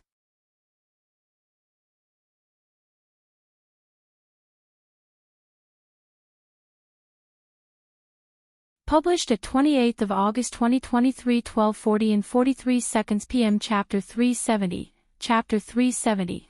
Goodbye. If audio player doesn't work, press stop then play button again. Chapter 370. Goodbye. Generally speaking, Jingrong and Yuezheng Xiao were very satisfied by what happened. They enjoyed the landscape, hunted, ate good food and started a new business plan. They waved goodbye to each other at the door. Jingrong tried his best to go forward just to speak a few words with Jingrong, trying to hold Jingrong's hands. But Dong could not stand it anymore and separated Xiao Liulang from Jingrong. He said impolitely, "Stay away from my young master." Jingrong glanced at Dong and said calmly, Okay, do not be so rude to brother Xiao's cousin." Hearing that, Xiao Xian almost burst out in laughter. Dong apologized. "Sorry for being so straightforward, sorry." Instead of saying anything more, Jingrong gave him an understanding look.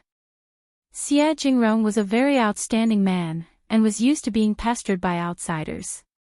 He knew what to do so as to turn people down. But he had never run into someone as annoying as Xiao Liulang. Xiao Liulang understood clearly what Jingrong meant. He forced an embarrassed smile and his cheeks turned red. Having said the words, Jingrong and Yuezheng Xiao went onto the wagon.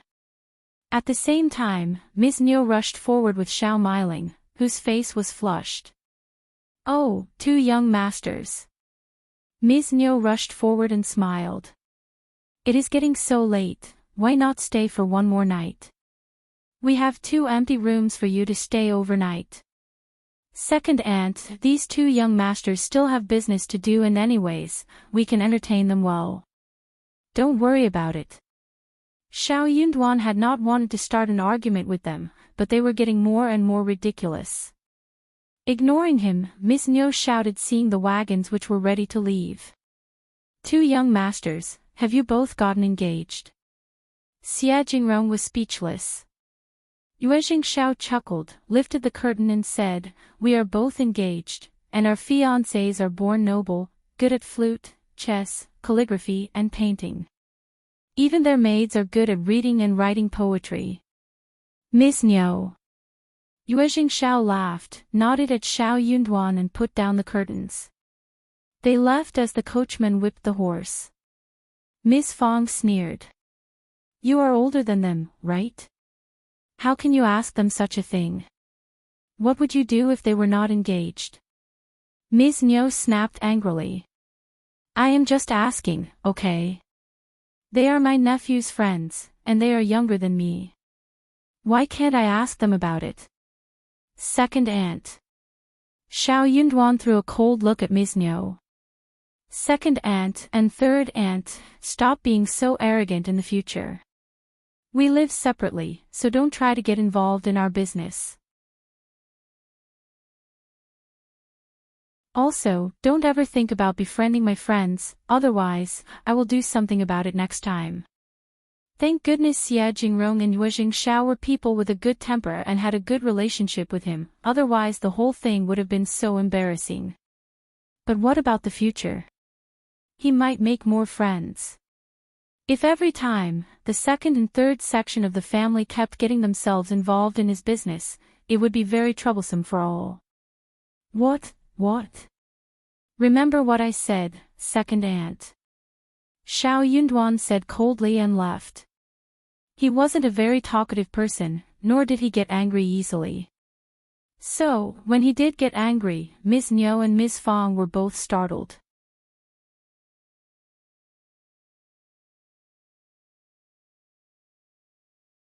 Published at 28th of August 2023 12:40 and 42 seconds p.m. Chapter 371, Chapter 371, Son-in-law. If audio player doesn't work, press stop then play button again. Chapter 371, Son-in-law. Miss Fang, who had been holding down her anger for the whole day, finally lost it upon hearing what Xiao Yunduan said. She sneered at Ms. Niu. Heard that? Stop messing around. Why can't you just live your own life well? Why do you keep causing others trouble? I will not be nice to you anymore, if you continue like this. Ms. Niu told herself that they had never been nice to them. Ignoring her, Miss Fang and her family went back to their home and shut the door. Ms. Niu said furiously, "What are you so angry about? You are just mean people who get lucky. What is the point of being so conceited just because you have got a rich daughter-in-law?" Ms. Niu mumbled and left hesitantly. She was totally disappointed. Her son-in-laws were gone. Why were they engaged? That was such a pity. Ms. Niu dropped the idea when the two young masters were engaged. It was never easy to break an engagement. But Xiao Meiling looked disappointed. Xiao Meiling felt so ashamed when hearing what Miss Fang said to her and had almost dropped the idea. But she got totally dumbfounded when she saw the two young masters personally. The two young masters looked so handsome that she just could not move her eyes off them. She had never seen such good-looking people before. Xiao Meiling became very excited about getting married, far more than her mother did. But the dream was broken so suddenly. When Ms. Niu left, Liulang got startled and brought himself back, as he knocked at the door. "Fifth cousin, please." He had a lot to ask Xiao Yunduan regarding the two young masters. He had never met such characters at the college and he had never heard of them before either. But they were so outstanding that they would always draw attention. How did Xiao Yunduan get to know them? Xiao Yunduan stood in front of him as the door was opened. He asked coldly. "What else do you want?" Liulang could not help but feel a bit timid. But the next second he got a bit furious and asked with displeasure. "Fifth cousin, why do you speak with me like this? I never want to mess around with you, but that doesn't necessarily mean that you can behave arrogantly in front of me." Xiao Yunduan stared at him coldly. Liulang, your behavior was way over the top. They are my friends, not yours.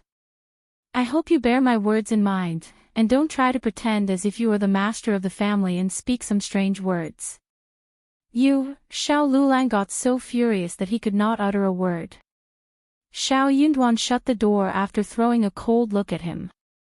Liulang did not realize what happened after standing at the door for a long while. He clenched his teeth and said, "What are you being so arrogant about? The two young masters did not complain about me, you are just jealous of me having a nice chat with them." Liulang always spoke well of himself and he was not even bothered to conceal that. He just felt so ashamed to have his drawback been pointed out. How dare Xiao Yunduan speak to him like this? That was so irritating. Did he think that he was going to turn to him for help? He should wait and see who would be the beggar in the future.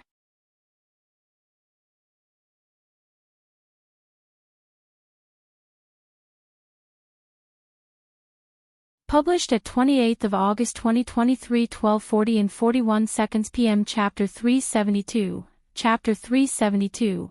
No, next time if audio player doesn't work, press stop then play button again. Chapter 372. No, next time only his cousin had influential friends. He had friends too. He was going to bring his friends home for him to take a good look at. Shao Liulang left angrily. After dinner, eldest uncle looked at Xiao Yunduan with a confused yet long-sighted look. Yunduan. Xiao Yunduan looked at his father in a composed way, and eldest uncle subconsciously stopped himself.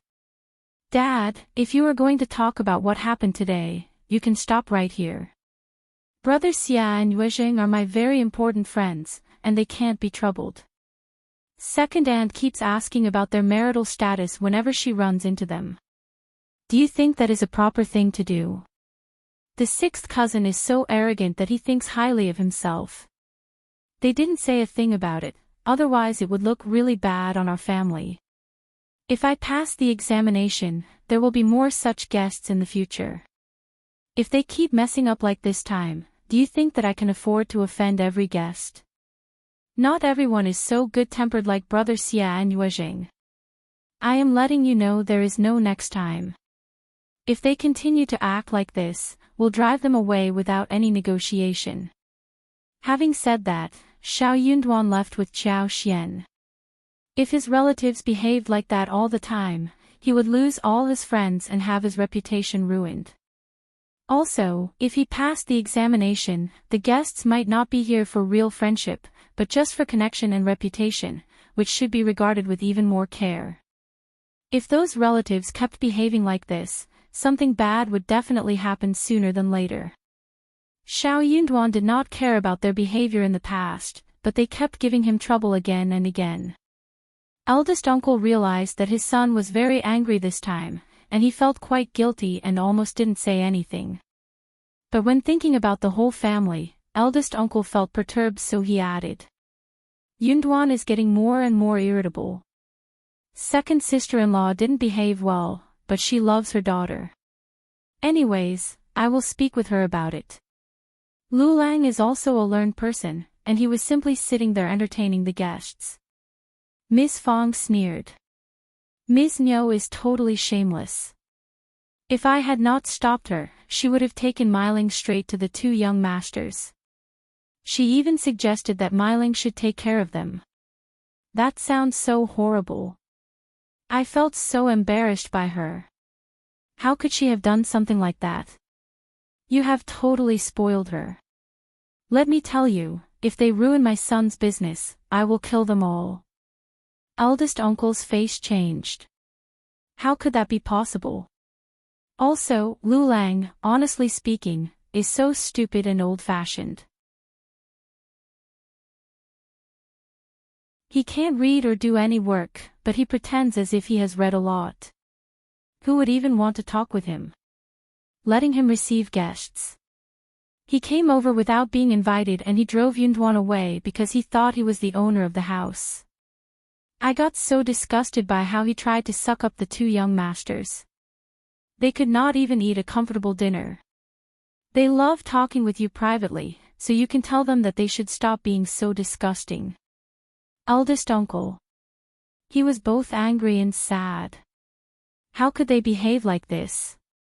After the guests were gone, Qiao Xian, Miss Su and Tao Tao started to make lip balms again. They had little beeswax remaining, and they finished making lip balms within a few days. After this, they were going to resume making lipsticks after the end of next spring, when they harvested honey and got the wax. Qiao Xian was not in a hurry. Rare things were always precious, and she had made it with her own special skills. No one would be able to steal her market even when she ran out of stock.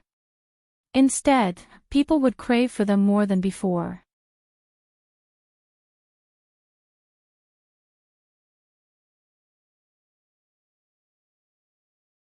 Published at 28th of August 2023, 12:40 and 40 seconds p.m. Chapter 373. Chapter 373. Tea seeds. If audio player doesn't work, press stop then play button again. Chapter 373.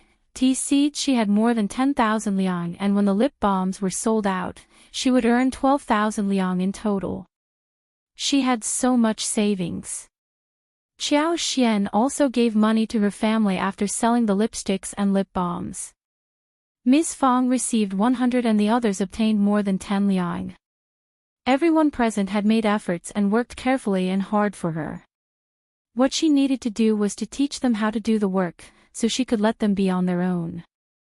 That saved her a lot of trouble, and for that, she offered them good profits. When lipsticks were done, Qi, Tao Tao, Shao Sanlang and Yang Xiaoni went into the mountains again, to find the creeping figs. She decided to buy some more land at the Zhang village to plant the creeping figs. But the fruits would not be harvested until autumn.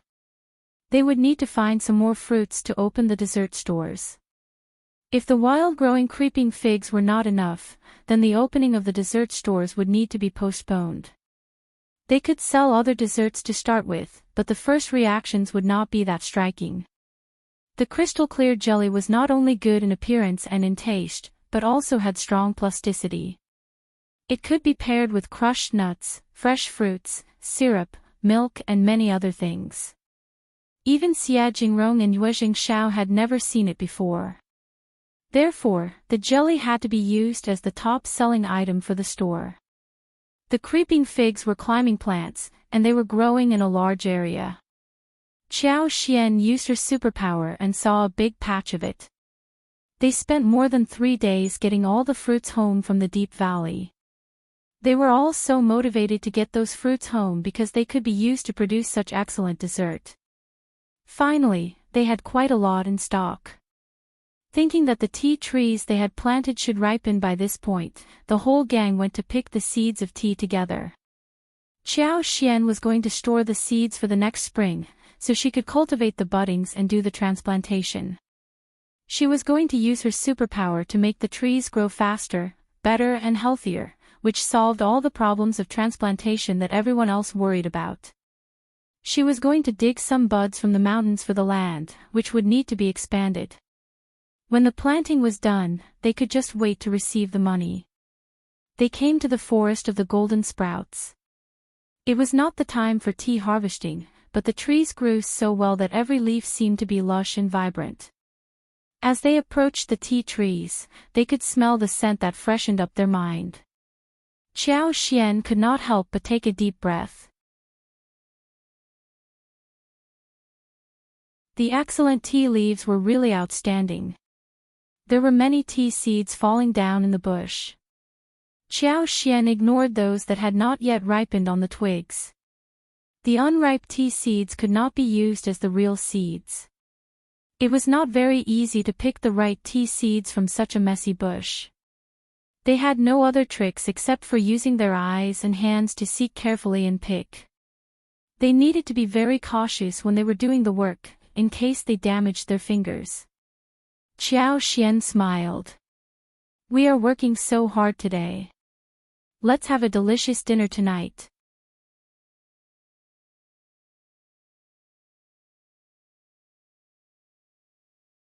Published at 28th of August 2023, 12:40 and 40 seconds p.m. Chapter 374. Chapter 374. More land. If audio player doesn't work, press stop then play button again. Chapter 374. More land. That cheered up everyone. They laughed and agreed to her proposal heartily. It was never easy to make a table full of dishes, especially when it came to the people who ate a lot. Xiao Xian did not cook every day. Normally it was Ms. Su and Yang Xiaoni who cooked, and Tao Tao helped. Now Ms. Su's cooking skills had improved a little, mainly because she was willing to put seasonings, and knew how to put various condiments such as oil, salt, sauce and vinegar together. In addition to the vegetables in the yard, there were also dried bamboo shoots, various dried mushrooms, and fish. Shrimp, meat, tofu and other delicious ingredients that were cooked over a fast fire, and the taste would be equally good. Qiao Xian had thought that the seeds could be picked within one day, but the time was limited, and she had to postpone the work of golden sprouts. It seemed that they needed to work one more day to pick the lavender. After around a week, when a new patch ripened, they could come and pick it again. That was very troublesome, and the harvest was full, so Qiao Xian made a calculation and found that there should be at least 20 or 25 kilograms of it. The seeds were raven, plumpy, oily on the surface, looking really good. Qiao Xian could easily feel that what was hidden under the shell was full of liveliness. They did not stay late in the mountains. By the time they went home, the sun was just setting. They gathered the seeds, and after taking a shower, Qiao Xian started to make the dinner. She had already put dried shrimps and dried hairtail in hot water, and now they were ready.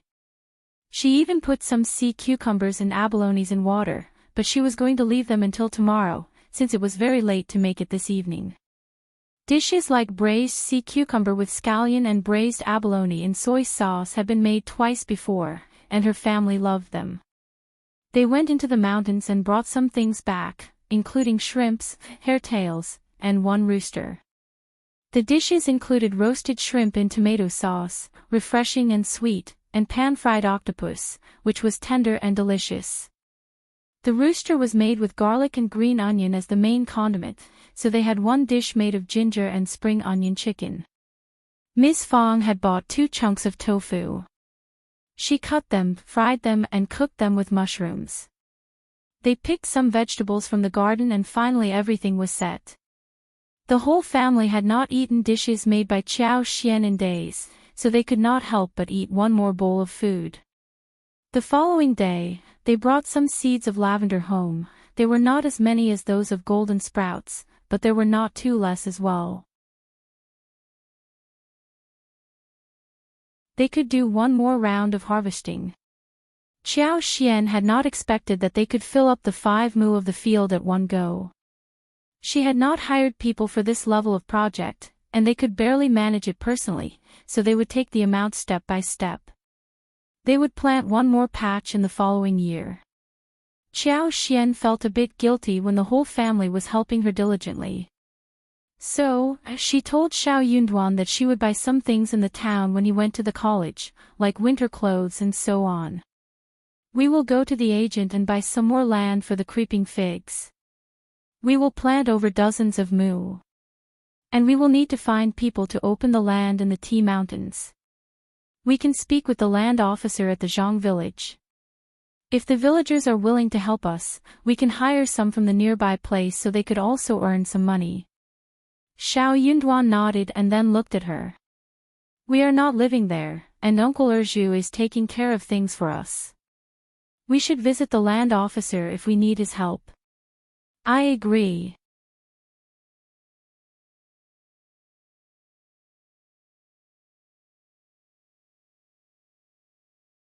Published at 28th of August 2023 12:40 and 39 seconds p.m. Chapter 375, Chapter 375, College. If audio player doesn't work, press stop then play button again. Chapter 375, College. The land officer of the Zhang village was a little greedy, but Qiao Xian did not care much about it. But the premise was that no one should not try to trick her and Shao Yunduan as if they were fools. They reached an agreement. They would go to the town together on the day when Shao Yunduan intended to head to Minghua College. Qiao Xian had 2 large bergamots and decided to take them to Mingrentang and give them to manager Qin. Qiao Xian already asked Shao Yunduan if he was going to give some things to the teachers at college. Shao Yunduan shook his head and turned her offer down. The 3 teachers at Minghua College were not outstanding in knowledge and they were not the same when treating others. One person called Mr. Zhou was even worse. He treated those students from a rich family in a friendly manner and even inquired about how they were doing, but he always ignored students like Shao Yunduan who hailed from the village. Before Shao Yunduan became the cultivated talent, they did not think that he was promising at all. It was not until he became a cultivated talent and married Qiao Xian, when they started to treat him nicely and passionately for a while. Later, when they realized that the Qjao family never visited him and he did not talk about his relationship with the Qjao family, and that Xiao Xian was just a concubine's daughter, they tried to stay away from him. But for being the cultivated talent, they would even drive him out of the college. The three teachers had been living in town and they hung out with rich people sometimes. So, they were quite knowledgeable and were different from normal villagers. They could clearly see how the Qjao family treated Shao Yunduan. Xiao Xian must be a disgraced daughter of a concubine. Hence, the Qjao family would not like this son-in-law of theirs. Therefore, they would not mingle with Shao Yunduan. As a result, even Shao Yunduan treated them like ordinary teachers. They were given some small presents, and during festivals, they were given a dozen eggs and 1 or 2 chickens, that was all. Xiao Xian had no idea what was going on at the college, but she followed what her husband told her.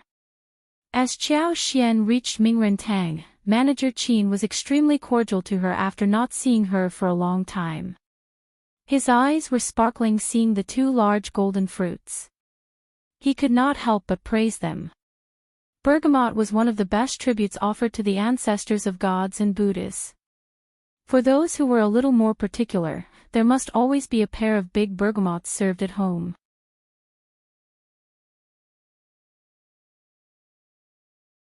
But it was not easy to get the top-grade big bergamots because in the process of growth, bergamot was easy to get scratches, and the bergamot with scratches could only be used to fumigate the house as a decoration or as medicine.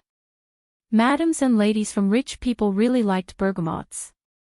When Xiao Xian offered the present, Manager Qin decided to take them home to his mother, who would get really pleased. He would be very happy when his mother was happy. He could not help but ask Xiao Xian, "Mrs. Shao, do you have any other similar ones? If yes, please spare some to me and I will buy them at a reasonable price." It was a great thing as presents. Xiao Xian smiled. "You are too late, Manager Qin. It is not easy to get the fruits without scratches. We only had 4 and the other 2 have been given to young Master Xia and young Master Yuezheng."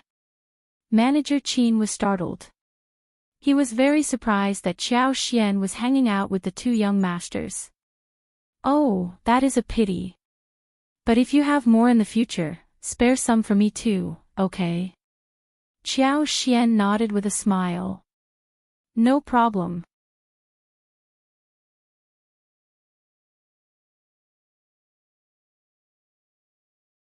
Published at 28th of August 2023 12:40 and 38 seconds p.m. Chapter 376, Chapter 376, The Creeping Figs. If audio player doesn't work, press stop then play button again. Chapter 376, The Creeping Figs. Manager Qin laughed and thanked her. He was not going to steal the fruits from young Master Xia and young Master Yuezheng.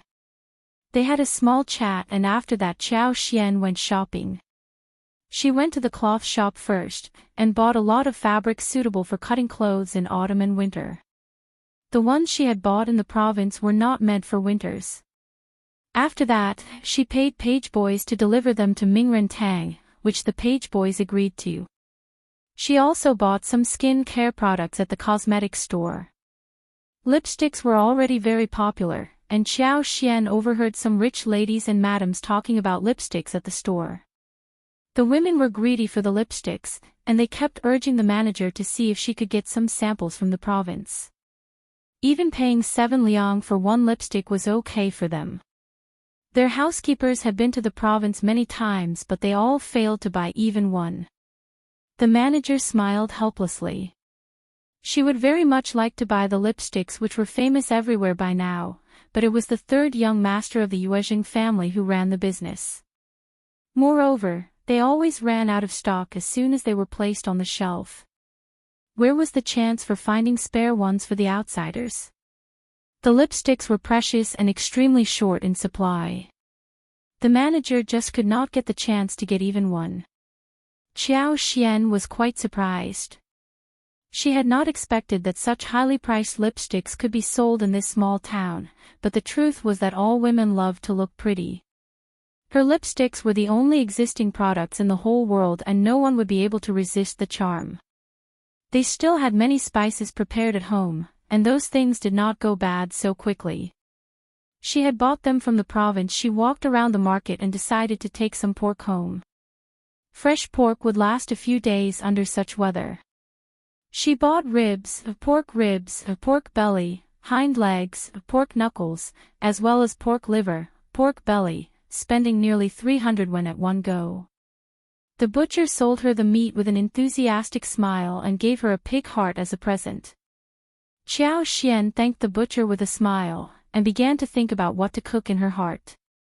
She thought about making stewed pork ribs, deep-fried pork ribs this evening, sweet and sour braised pork the next day, and half of the pork belly would be made of twice-cooked pork and half steamed with noodles. She decided to make stir-fried hind legs and salted pork knuckles for the day after tomorrow.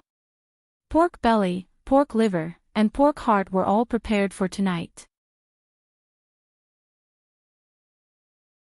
After processing the remaining ones, she could fry the hot and sour pork belly, pork heart, and pork liver with pickled vegetables. Ginger slices would be used to remove the strange smell from the meat. Scallops and eels would be added to make it more delicious. She was drooling for pork which she had not eaten in a long time. After delivering the meat back to the pharmacy, Qiao Xian went to the market and bought a few more things. Then she went into a restaurant, ate one bowl of noodles before heading back to Mingrentang, where she waited for Shao Yunduan. Shao Yunduan met her at the scheduled time. They went to fetch the agent, rented a wagon and headed straight to Zhang village. The agent did not turn down such a huge business deal, though he was very curious about what they wanted to do with so much land. But he knew that he should not ask them about this. The land officer of the Zhang village did not hesitate to sell them the mountain land, which was not that valuable anyways. Shao Yunduan expressed that he would like to hire someone to clear up the land, which pleased the land officer as well. He promised that as long as the staff were properly paid, they would work hard and well. The villagers had run out of farm work after the autumn harvest. They could do some extra work and save a little money for the new year. No one would turn such an offer down. You're tuning into the Path of the True Immortal YouTube channel. Don't forget to subscribe and join us on this journey to catch the most captivating stories.